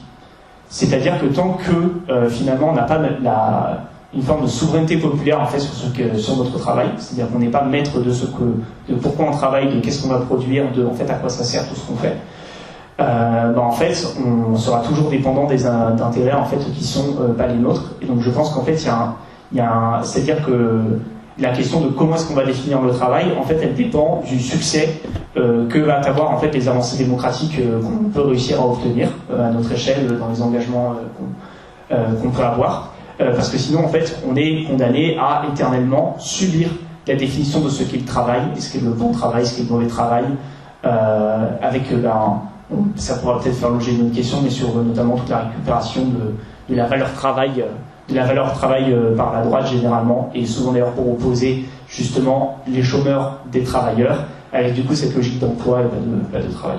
Oui, vous avez souligné l'importance de l'OIT par rapport aux questions sociales et par rapport aux questions, je dirais, démocratiques, mais il y a un enjeu qui est majeur, que vous avez à peine souligné tout à l'heure, c'est comment on va réussir dans les 30 ans qui viennent à faire en sorte qu'on fasse une révolution écologique pour faire en sorte que notre vie sur Terre soit encore possible. C'est quand même la priorité des priorités. Et je me demande dans ces conditions ce que pourrait faire l'OIT, dans la mesure où, tel que fonctionne le monde aujourd'hui, les grandes entreprises multinationales sont encore les maîtres du jeu. Elles dominent largement les États. Il suffit de voir, par exemple, ce que sont devenus les syndicats et la force du monde du travail aux États-Unis pour se rendre compte à quel point le monde ouvrier pèse peu. Alors, comment ça va se passer? Est-ce que l'OIT a pris ou a une vision assez précise de la manière dont la révolution écologique industrielle indispensable va se développer? Alors sur ce point, je pense qu'en fait c'est aussi parce qu'on est dans une situation aujourd'hui, en fait l'OIT a perdu des compétences. Alors il en a gagné d'autres, mais du coup en fait c'est-à-dire que là où l'esprit initial de l'OIT, même en fait celui qu'on trouve en 1944, ben en fait on a quand même principalement en fait des dirigeants et puis même des administrateurs pour lesquels en fait la planification économique, sociale et sociale ça veut dire quelque chose. Aujourd'hui, on a beaucoup moins finalement d'experts en planification à proprement parler en fait dans l'Organisation internationale du travail. Tout simplement parce qu'en fait aussi la production du droit dans l'OIT il s'est vachement libéralisé. Donc c'est-à-dire qu'en fait de plus en plus il y avait cette logique un peu de droit individuel qui s'est développée. Du coup, c'est des droits individuels au travail, de pas se faire exploiter, d'avoir des conditions de travail qui sont dignes, et avec du coup moins de réflexion sur les droits collectifs qu'on peut avoir au travail. Du coup, maintenant, vis-à-vis du coup du fonctionnement de l'OIT aujourd'hui, comment est-ce que du coup est-ce qu'on pourrait mener une transition, voire une révolution écologique en fait dans les 30 prochaines années? Ben en fait, l'OIT est un petit peu la preuve que on a sûrement besoin en fait d'une nouvelle internationale uniquement des travailleurs. C'est-à-dire en fait d'un OIT en fait qui revient à ses fondamentaux finalement d'être une organisation des travailleurs et non pas du travail. Et en fait pour ça, à quoi peut servir l'OIT? Je pense que pour le coup, elle peut continuer à servir vis-à-vis en fait de la production normative et scientifique qu'elle fait. Parce que c'est-à-dire qu'en fait, le problème de l'OIT, ce n'est pas tant ses discours, parce que finalement le droit international du travail aujourd'hui et les scientifiques aussi qui bossent en fait à l'OIT et même en fait les syndicalistes qui sont présents sont souvent en fait on va dire tout à fait performants, tout à fait formés aussi, parce que l'OIT c'est aussi une école de formation.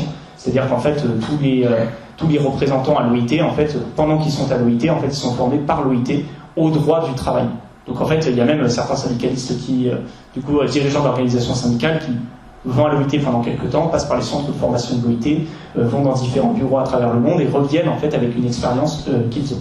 Donc en fait, moi je pense qu'il faut récupérer ce corpus en fait qui est aujourd'hui en fait à l'état finalement un état mort, parce que c'est-à-dire que la plupart des résolutions du droit international du coup ne sont pas appliquées, et du coup que les syndicats d'une part récupèrent en fait tous ces débats qui ont lieu finalement loin de nous et les réinterprètent et les réintègrent en fait au débat national, et surtout qu'ils profitent en fait de l'OIT, en fait du coup le groupe en fait des travailleurs en fait à l'OIT pour en fait créer une internationale syndicaliste en fait indépendante de l'OIT. Et du coup ce qui permet de dépasser ce qui selon moi permet en fait de dépasser d'une part l'OIT, mais aussi derrière en fait de dépasser l'ONU et sa logique en fait des seules nations pour en fait rassembler les travailleurs en fait autour des intérêts qui sont les leurs, et surtout sur le fait du pouvoir qu'ils peuvent avoir sur le changement de la production. Parce que le changement de la production, peut y avoir des mesures étatiques qui peuvent aller dans le bon sens. Ça dépend des transformations politiques en fait de chaque pays. Je simplifie un peu. Mais forcément, c'est sûr qu'aujourd'hui, le syndicalisme, y compris national, n'est pas forcément hyper combatif sur la question, et des fois c'est par manque de formation. Et le fait que s'ils arrivaient à mettre leur savoir beaucoup plus en commun, en passant par l'OIT, mais aussi en cherchant à dépasser l'OIT, en tout cas ce sera un début de piste. Voilà, alors évidemment je vous propose d'autres solutions, mais c'est vraiment pour concentrer sur en fait à quoi pourrait nous servir l'OIT aussi dans le cadre actuel, et comment est-ce qu'on pourrait la dépasser. Bonsoir. De manière théorique, on pourrait dire qu'on a inventé les machines pour soulager la charge de travail des individus. Alors, quand on voit le règne des machines maintenant, Surtout que, par exemple, toutes les démarches administratives importantes se font par ordinateur. Dans ce cadre-là, que devient, maintenant que les êtres humains sont devenus quasiment inutiles, si je puis dire, que deviennent les êtres humains? Alors, j'avoue que mon avis sur la question, c'est que la fin du travail, on y est encore très loin. Pour la simple et bonne raison que, et en plus ça rejoint la question que vous avez posée juste avant, en fait aujourd'hui, dans tout un tas d'aspects de notre économie, on travaille trop, notamment dans le développement de productions qui sont soit écocides, soit qui reposent en fait sur l'exploitation des travailleurs. Par contre, ce qui est certain, c'est qu'il y a un travail social et écologique qui devrait être fait aujourd'hui, en fait, qui sont des nécessités tout simplement en fait pour mieux vivre. Et c'est du travail qui ne sont pas faits.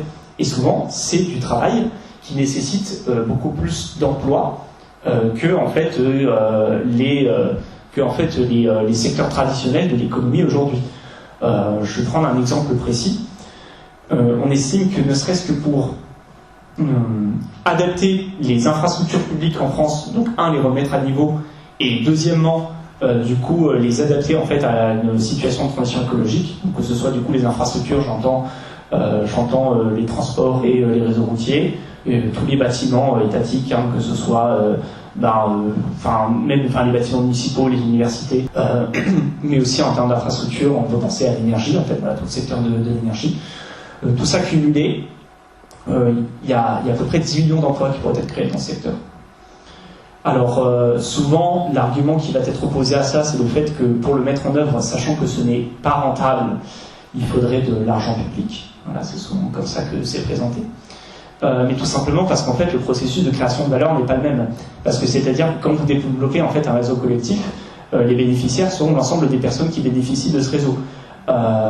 Si vous voulez que ce réseau collectif puisse rapporter de l'argent, ou que de le privatiser en un sens, il faut lui donner un prix qui permette d'atteindre le seuil de rentabilité, et de fait, ce prix va forcément exclure en fait une partie du marché potentiel, une partie du marché potentiel, et donc en fait empêcher un certain nombre d'usagers en fait d'accéder à ces réseaux.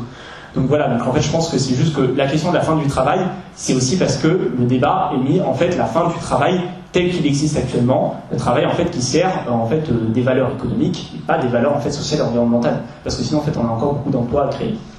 À ça en plus je rajoute le fait que aujourd'hui, comme l'économie domestique est quand même encore extrêmement développée, notamment beaucoup plus dans les pays en développement que dans les pays développés, mais aussi dans les pays développés. En France, l'économie domestique, c'est à peu près 30%, qui sont aujourd'hui majoritairement réalisés par des femmes, malgré les progrès qu'on puisse avoir dans le domaine. En fait, si déjà tout ce travail domestique était finalement s'intégrer en fait dans notre planification économique et sociale, que finalement en fait on salariait ces activités, ou qu'en tout cas on leur donnait de la valeur, donc que ce soit par des subventions, que ce soit par d'autres moyens, en fait on a encore la marge pour créer de nouveaux emplois, et surtout pour mieux répartir ce travail en fait, pour qu'à terme tout le monde travaille moins, que ce soit dans le logis ou que ce soit à l'extérieur. En fait, la question du travail est tellement large et sous-exploitée aujourd'hui, il y a la question du travail et non pas le travail en lui-même, en fait c'est plus que pour le moment on n'a pas assez de bras pour faire tout ce qu'on a à faire, que le contraire. Oui, merci beaucoup d'abord Florian pour cette présentation extrêmement intéressante, effectivement. Alors, moi ce que je comprends quand même, c'est que l'OIT, donc il y a 8 conventions fondamentales, et on pourrait dire que effectivement il y en a un certain nombre qui paraissent presque évidentes. Et donc la première question c'est est-ce que tu sais comment sont appliquées dans le monde entier ces 8 conventions? Et concrètement, d'après ce que je comprends, par exemple, je pense au travail forcé avec les Ouïghours en Chine. Et donc ma question c'est comment l'OIT réagit-il à cette situation avec les Ouïghours en Chine, très concrètement? Peut-être qu'il y a des problèmes sur le travail des enfants, mais bon, voilà. Alors, merci beaucoup pour cette question, parce qu'effectivement, je n'ai pas pu en parler pendant ma présentation. Donc, en fait, l'avantage que possèdent ces conventions fondamentales, c'est que dès qu'on adhère à l'OIT, on est tenu de les respecter. Là où les autres conventions, elles doivent être ratifiées. D'ailleurs, c'est intéressant, j'ai pas eu l'occasion d'en parler, mais dites-vous qu'entre le moment où une convention, ou d'ailleurs une recommandation, dans les deux cas c'est pareil, est proposée, et le moment où en fait elle rentre dans le droit de l'OIT, il se passe 3 ans. Il se passe 3 ans parce que la première année, elle est proposée, c'est-à-dire c'est un premier rapport en fait du PIT qui propose de rajouter une convention, de rajouter en fait une recommandation, on va dire une convention pour simplifier. Ensuite, il est discuté une première fois lors de la CIT, donc en fait la première année. Ensuite, il y a plein de corrections qui sont faites pendant la deuxième année, pour ensuite qu'elles soient rediscutées pendant la deuxième année. Et à partir de ce moment-là, la convention devient effective dans 12 mois. Donc en fait encore un an après. C'est-à-dire qu'en fait que toute convention au sein de l'OIT, en fait, prend au moins 3 ans à se faire, si ce n'est beaucoup plus, parce qu'il y a tout le travail juridique pour le préparer. C'est une organisation qui, pour le coup, est extrêmement lente dans sa capacité à produire du droit international. On a l'impression qu'elle marche toujours sous des œufs, il n'y a pas beaucoup de souplesse. Du coup, vis-à-vis des conventions, le problème, en fait, c'est qu'aujourd'hui, l'OIT, et c'est un peu lié aussi à la révolution libérale, mais pas que, en fait, elle manque énormément de moyens pour faire, en fait, les contrôles de ces conventions. C'est-à-dire que pour, en fait, l'applicabilité des conventions, alors, le processus aujourd'hui, comment ça se passe? Tous les 5 ans, donc c'est même pas tous les ans, hein, tous les 5 ans, les États doivent faire un rapport qui détaille comment est-ce qu'ils respectent ces conventions. Et ensuite, généralement, du coup, il y a des fonctionnaires de l'OIT qui sont censés s'assurer que ces conventions sont bien respectées sur la base du rapport qu'on leur donne et sur la base d'études qu'ils peuvent faire à côté. Concernant spécifiquement en fait le travail des Ouïghours, c'est une situation qui a été forcément dénoncée par l'OIT, mais on en revient au fait que c'est un peu le problème de l'OIT, c'est que l'OIT dénonce tout un tas de choses vis-à-vis des abus vis-à-vis du droit du travail, et ça n'empêche pas les pays en fait de ne pas respecter le droit international. Et d'ailleurs, je pense que c'est encore plus vrai pour l'OIT que pour beaucoup d'organisations où déjà le droit international a tendance à ne pas être respecté. Et du coup, oui, toujours sur ce processus très concret.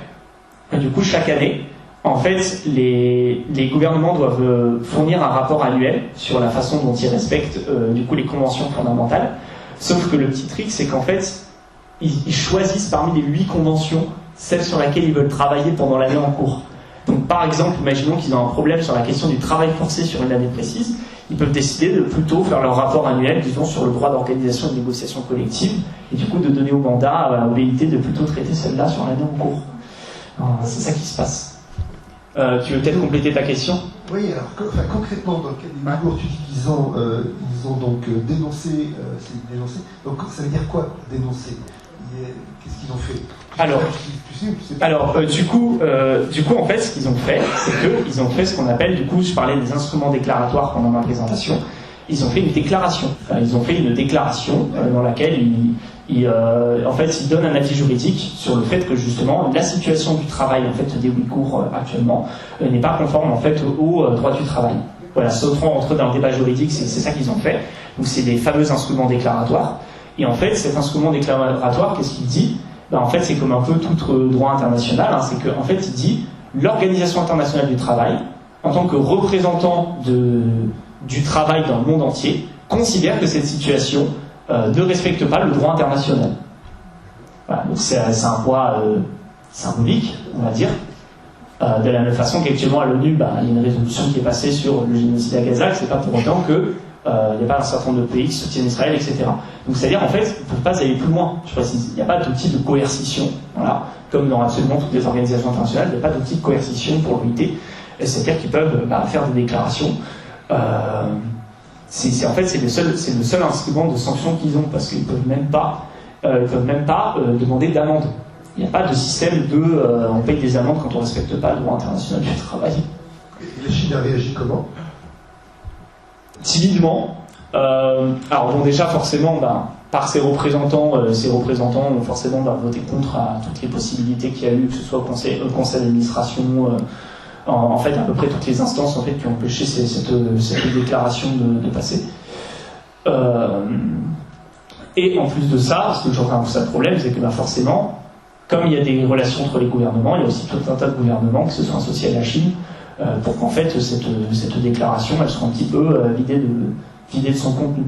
Moi, de ce que j'en avais entendu, mais de très loin quand j'ai un petit peu fait mes recherches, c'est qu'en fait la Chine n'a pas vraiment eu besoin de répondre frontalement à l'OIT en dehors du cadre de l'OIT. C'est-à-dire que oui, devant l'OIT, elle a dû s'expliquer avec ses représentants, mais en fait vis-à-vis du fait qu'on n'entend quasiment jamais parler de l'OIT dans les médias, en fait, elle n'a pas été tenue de modifier son comportement ou quoi que ce soit, à part le fait de dire que en fait, il y a juste de la propagande sur le fait que la communauté ouïghour fasse du travail forcé, et considère que c'est pas le cas, que c'est soit de la formation professionnelle, soit qu'ils sont effectivement payés, soit tout un tas d'autres choses. Mais pour le coup, illustration d'une certaine forme d'inefficacité du droit international du travail, comme même du droit international de façon générale, du moment qu'en fait le national décide de l'appliquer, enfin de ne pas l'appliquer, et même, c'est ce dont on parlait tout à l'heure, le fait que de toute façon, même au niveau du droit national, d'ailleurs, il faut faire les décrets d'application pour que ça s'applique, et on reste dans la majorité des pays soumis à l'arbitraire des gouvernements.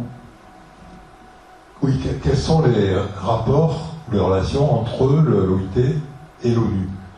Donc l'OIT est un élément de l'ONU, et est-ce que il y a une grande autonomie? Est-ce que l'ONU s'intéresse? Pourquoi est-ce que fait l'OIT? Est-ce que il y a des... Bon, quelles sont les relations? Et en particulier, donc, sur le plan... Sabotage. Sur le plan du financement, par exemple, est-ce que c'est l'ONU qui définit le budget de l'OIT? Comment il est défini, etc., etc. Est-ce que l'OIT a une autonomie budgétaire, enfin financière. En plus organisationnelle, etc., etc. Donc, est-ce que tu peux... Alors, du coup, l'OIT, c'est ce qu'on appelle une institution spécialisée de l'ONU, c'est-à-dire qu'elle n'est pas directement rattachée à l'ONU, mais elle fait quand même partie de ce qu'on appelle le système onusien. C'est intéressant de le présenter comme ça, parce que je précise que souvent, les organisations, quand elles ont un intérêt plutôt économique, voilà, quand c'est plus directement économique, ça a tendance à être plutôt des institutions spécialisées, plutôt que des institutions qui sont directement en fait, à l'intérieur du système onusien. Du coup, ce statut d'institution spécialisée, qu'est-ce que ça veut dire? D'un point de vue politique, en théorie, il y a une autonomie totale. Dans le sens que les représentants qui sont représentés à l'OIT, certes, ils ont les mêmes courroies de transmission de légitimité, c'est-à-dire des représentants gouvernementaux, mais en fait, c'est pas les mêmes que ceux qui siègent à l'ONU, en fait. C'est-à-dire, pour le coup, c'est deux organisations séparées au sens que, c'est-à-dire, par exemple, il arrive que l'OIT intervienne aux assemblées générales de l'ONU, mais c'est pas systématique, et il n'aurait pas un espèce de droit automatique, en fait, à intervenir pendant les sessions de l'ONU, et de la même façon qu'il peut y avoir des représentations de l'ONU qui viennent à l'OIT pour parler de tel ou tel sujet. Il n'y a pas du tout d'obligation par rapport à ça. Alors, est-ce qu'elle s'intéresse aux travaux de l'organisation? C'est pas vraiment au niveau de l'ONU, je pense que la question est intéressante, c'est plus quand on voit par rapport aux autres organisations onusiennes, qui sont en fait les instruments opérationnels de l'ONU. L'OIT a essayé en fait de se rapprocher des autres organisations pour faire de la coopération interorganisationnelle, notamment d'essayer de plus travailler avec la Banque mondiale, notamment pour essayer de lui faire prendre conscience davantage de l'importance des questions sur le travail, mais aussi pas mal par exemple avec le PNUD, donc c'est le programme national des Nations Unies pour le développement et le développement durable en fait, globalement, avec un succès assez mitigé, pour la simple et bonne raison en fait que en fait l'OIT a une moins sa politique d'indépendance a fait que finalement elle a commencé à se rapprocher des autres organisations internationales à partir du moment où elle a été forcée, elle a commencé à être marginalisée, donc c'est-à-dire à partir des années 90, et du coup de ce fait, quand elle a intégré en fait cette espèce de système de coopération, elle l'a fait dans une position où en fait finalement elle est dans une position d'accompagnement en fait de ce système-là, plutôt qu'une force de proposition qui est capable de s'imposer, quoi. Il y a autre chose que je voulais dire sur ta question. Tu peux me répéter la deuxième partie juste sur un budget. Ah oui, voilà, budget. Oui. Alors sur la question du budget, l'OIT du coup en fait chaque État en fait paye des cotisations. C'est les cotisations en fait des États membres. Ça dépend du coup de est-ce que les pays adhèrent ou pas. Et en fait c'est un peu les pays qui décident de combien est-ce qu'ils donnent. Donc en fait comme toute organisation internationale en fait elle dépend de l'argent que leur donnent les nations. Alors c'est pas genre l'ONU qui lui donne de l'argent, c'est directement les États qui donnent de l'argent à l'OIT. Et d'ailleurs, de la même façon que ça arrive assez souvent aux États-Unis de définancer l'UNESCO, c'est-à-dire d'arrêter de leur donner des moyens, soit en sortant de l'organisation, soit juste en arrêtant de payer. Pour l'OIT, ça s'est produit plusieurs fois au cours de son histoire, ça s'est produit au milieu des années 70. Et je crois que plus récemment, c'est aussi arrivé, je je crois que, si je dis pas de bêtises, je crois que ça arrive aussi au début des années 2000, mais j'en ai plus la raison exacte, où ils n'ont pas annulé leur financement, en tout cas ils ont réduit leur financement. Et notamment, l'argument des États-Unis, c'était de dire que l'OIT s'était mal géré, notamment parce qu'en fait l'OIT, c'est-à-dire, en gros, si on prend l'expertise scientifique de l'OIT, généralement dans la plupart des organisations, les scientifiques sont payés pour défendre le point de vue de l'organisation.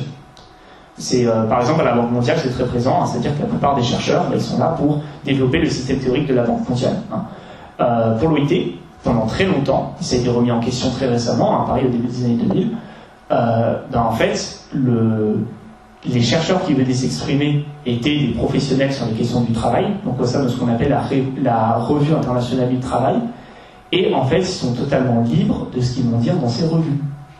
C'est-à-dire qu'ils considèrent qu'il doit y avoir une indépendance de la recherche et qu'en fait, l'OIT doit être directement alimenté par en fait cette diversité des savoirs qui sont produits et ne pas chercher en fait à piloter directement la recherche dans un objectif précis pour l'OIT. C'est aux chercheurs de se piloter eux-mêmes et du coup, ça crée une certaine diversité. Et par contre, ça faisait qu'il y avait très peu de coordination entre les différents organismes de recherche de l'OIT, puisque chacun en fait avait une indépendance absolue sur les sujets à traiter. Et en gros, à un moment, ils ont dit, bon, on vous baisse le budget, mais parce qu'en même temps, vous pouvez quand même rassembler tous ces instituts de recherche dans un seul, et lui donner en fait une ligne directrice qui fait que, en gros, une approche très utilitariste de la science. C'est-à-dire qu'on produit en fait du savoir au sein de l'OIT pour servir l'agenda de l'OIT, donc c'est-à-dire pour l'aider à mettre en œuvre en fait ses normes internationales, pour l'aider à faire sa coopération technique. Donc en fait, c'est simplement à garder beaucoup plus la partie opérationnelle en fait de la recherche de l'OIT. Là où l'OIT était avant marqué finalement par une très grande créativité, une très grande innovation sur le plan de la recherche fondamentale en fait, sur la question du travail.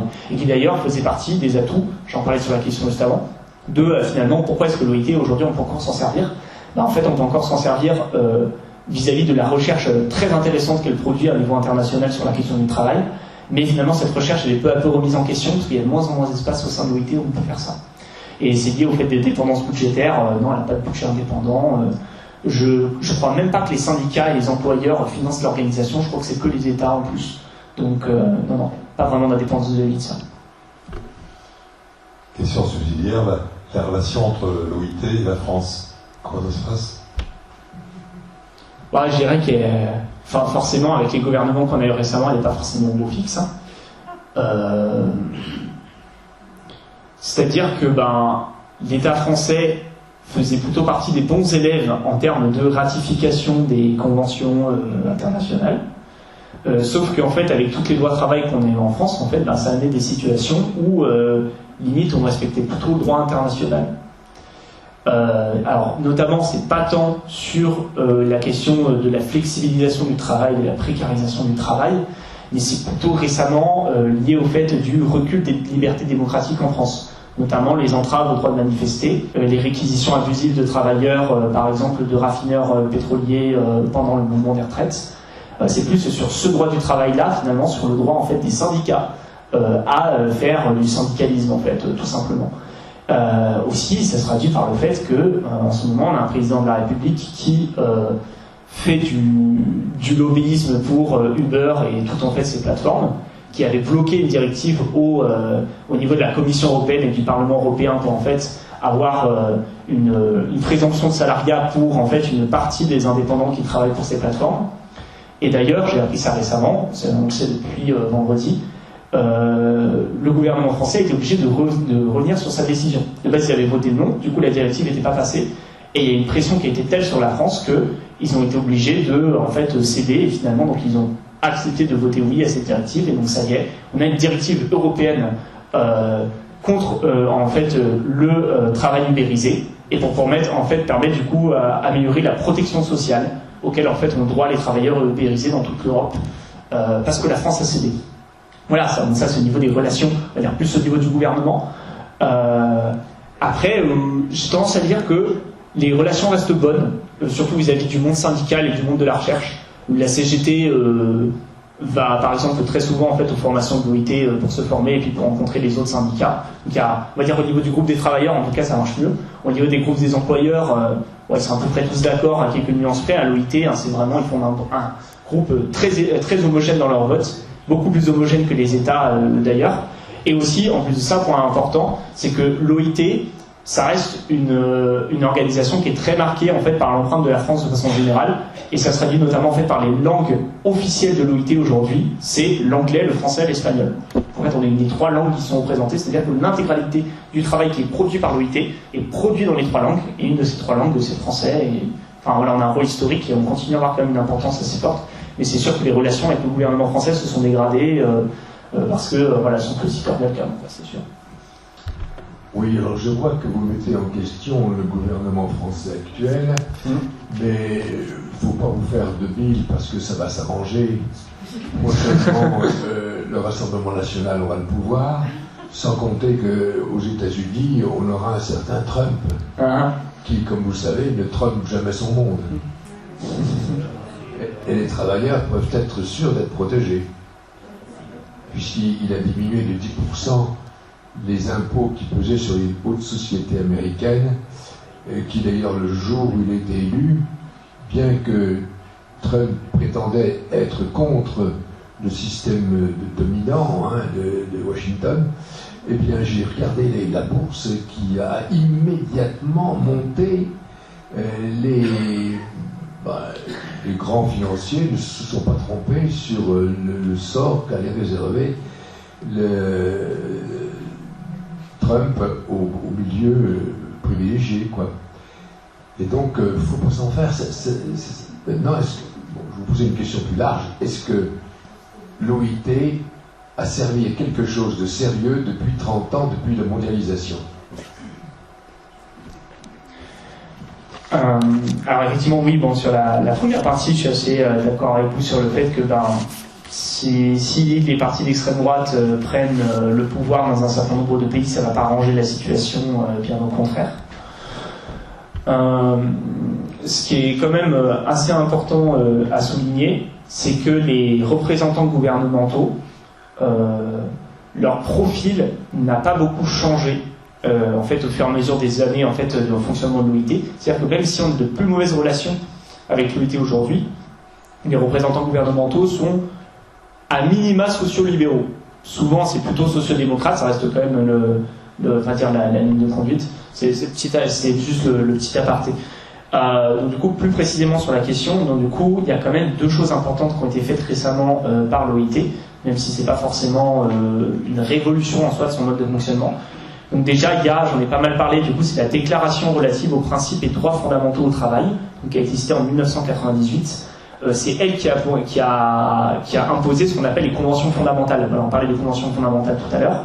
Avant 1998, il n'y a aucune convention que les pays de l'OIT sont obligés de ratifier. Maintenant, ils sont obligés de ratifier, donc il y a obligation de contrôle, et donc il y a obligation, du coup, derrière, on en a parlé de sanctions morales, quoi.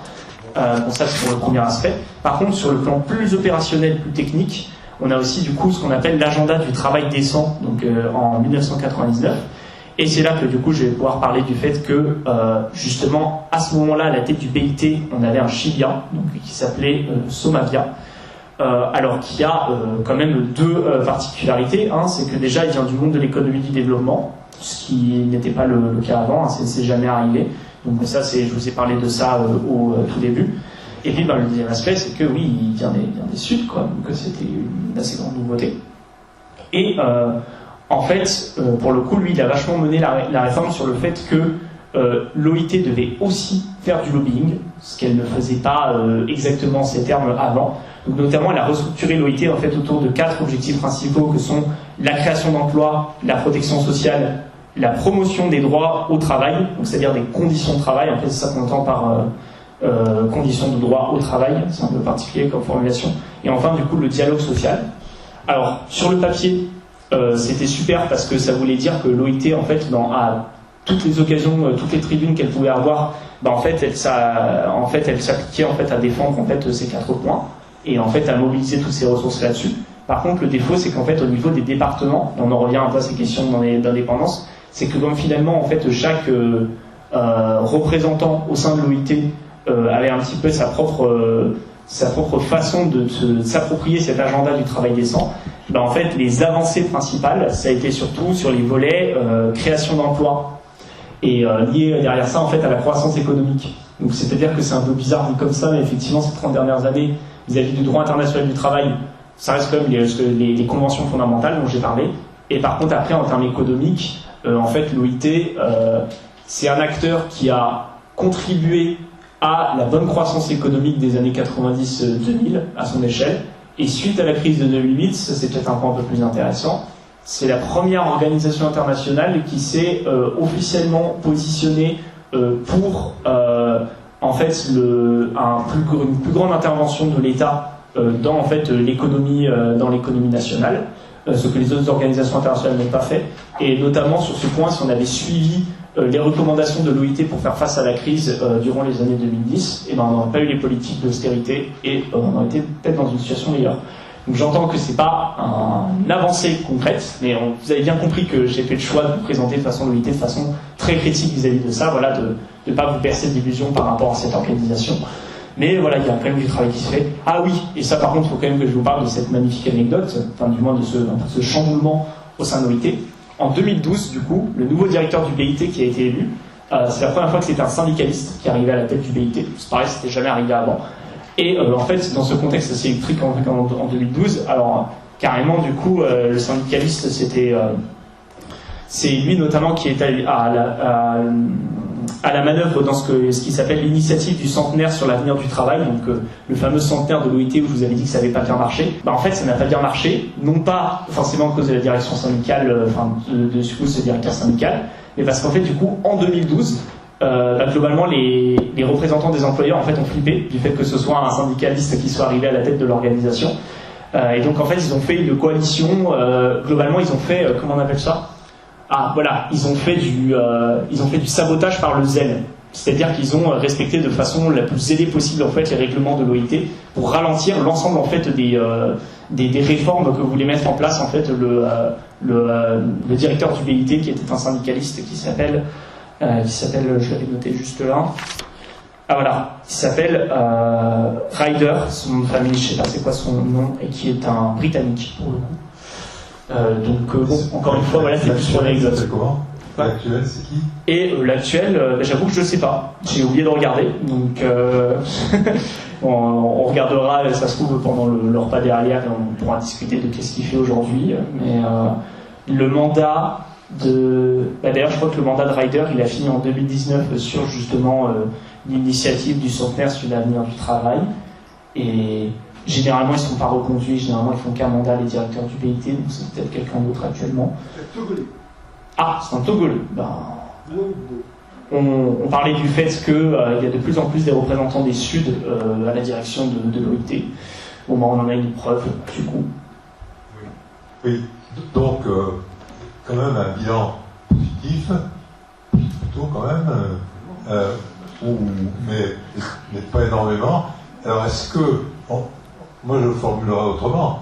Le monde serait-il différent si l'OIT n'existait pas ? C'est-à-dire que, est-ce que l'OIT n'a pas été un moyen de généraliser des idées et des comportements qui nous paraissent à nous normaux, puisqu'on on s'est battu pour les avoir, etc., et qu'il a été un facilitateur d'un certain progrès social à travers le monde, dont on ne se rend peut-être pas bien compte à notre petite échelle.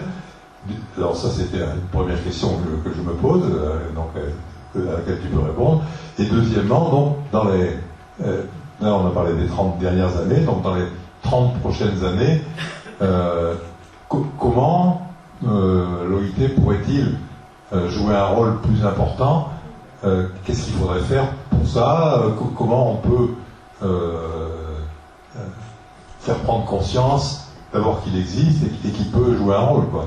Tu parlais tout à l'heure, la presse n'en parle pas, c'est pas un sujet. D'ailleurs, ce soir, on n'est pas très nombreux, donc ça prouve que c'est quand même un sujet qui peut-être passionne pas les gens, alors que c'est quelque chose qui peut avoir des conséquences sur notre vie quotidienne extrêmement importantes, si ça fonctionne.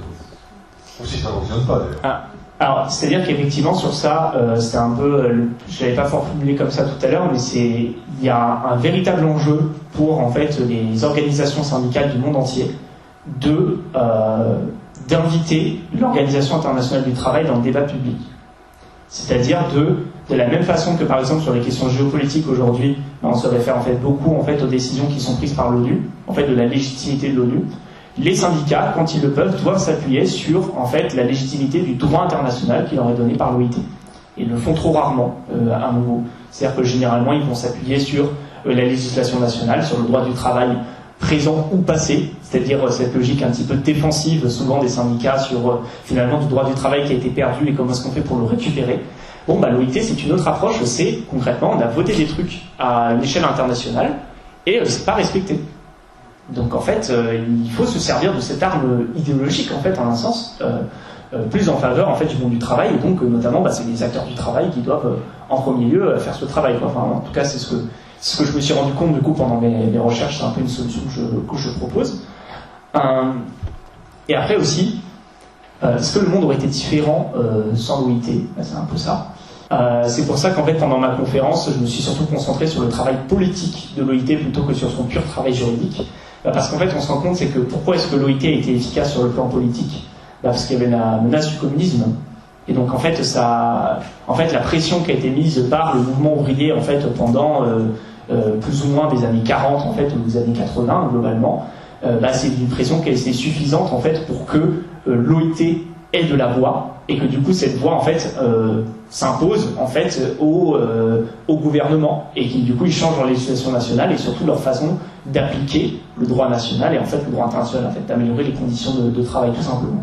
Donc c'est-à-dire que finalement en fait c'est la lutte politique réelle qui détermine la puissance normative de l'OIT et qui permet donc ensuite à l'OIT de changer la donne ou non finalement. C'est une courroie de transmission. Donc elle est idéologique, j'en ai parlé, elle est juridique, elle est aussi scientifique, j'ai parlé effectivement de la recherche qui a été produite, et du coup même je préciserai du coup de l'enseignement recherche en un sens peu de la formation recherche, parce que l'OIT reste un très grand centre de formation internationale en fait pour les syndicalistes. Mais c'est sûr que derrière, rassurez-vous, même si même les syndicats du coup plus combatifs qui ne se trouvent pas à l'OIT ont aussi leur rôle à jouer, justement d'agitation sociale, de lutte sociale, pour en fait imposer ses vues à l'OIT et l'obliger en fait à... Parce qu'en fait c'est-à-dire que l'OIT, comme en fait c'est une espèce de soupape de sécurité en fait aujourd'hui, si on fait un peu trop bouillir la marmite, l'OIT à un moment donné est obligé de se positionner en fait, et c'est comme ça généralement en fait que ça l'amène en fait à évoluer au gré de ses réformes en fait comme ça. C'est toujours comme ça que le droit international s'est construit, c'est-à-dire que c'est en gros ça tape le terrain au niveau international, et puis bon si ça chauffe, on lâche les choses quoi. Donc voilà, ça a été à la fois ça a été un frein et en même temps ça a été un accélérateur, mais en fait tout dépend de comment est-ce qu'en fait on arrive à s'emparer de cette institution, du dedans et du dehors. Voilà, je reprends cette formule. Ce que vous dites ne joue que pour les pays occidentaux, puisque les pays communistes sont quasiment exclus, et puis les pays du Sud ne sont pas en état de... Les pays dits communistes. Alors, effectivement, déjà on pourrait dire des pays dits communistes. Mais en fait, même au-delà de ça, on voit bien justement que moi je pense que l'Organisation internationale du travail changera très peu du fait de l'action des gouvernements. Paradoxalement, même malgré le fait qu'ils soient en fait majoritairement représentés dans ces institutions, de toute façon, vous l'avez précisé, les majorités gouvernementales qu'on a à l'échelle mondiale vont pas vraiment dans le sens de plus de progressisme sur la question du travail, c'est tout le contraire, on a plutôt de la régression. Donc après, il reste deux solutions, c'est faire confiance aux employeurs, ce qui paraît quand même pas très réaliste, on va dire. Donc il reste les représentants du coup des travailleurs qui... Enfin, c'est-à-dire, j'en reviens à cette logique du coup, comment est-ce qu'on transforme l'Organisation internationale du travail en Organisation internationale des travailleurs. Et en fait, ça passe pas juste par une institution, ça passe par de l'organisation concrète. Et du coup, je reviens à ça, c'est que oui, les pays peuvent rien, mais c'est sûr que par contre, il y a un rôle des peuples à s'emparer de la question du travail pour renverser l'ordre non démocratique établi à l'échelle nationale et internationale. Eh bien, merci beaucoup, Florian, c'était très très passionnant. Alors, je vous propose de nommer Florian docteur du grade commun. Voilà. Et avec la mention bien, très bien même. Non, mais sans plaisanter, c'était quand même très très intéressant. Et bravo à toi.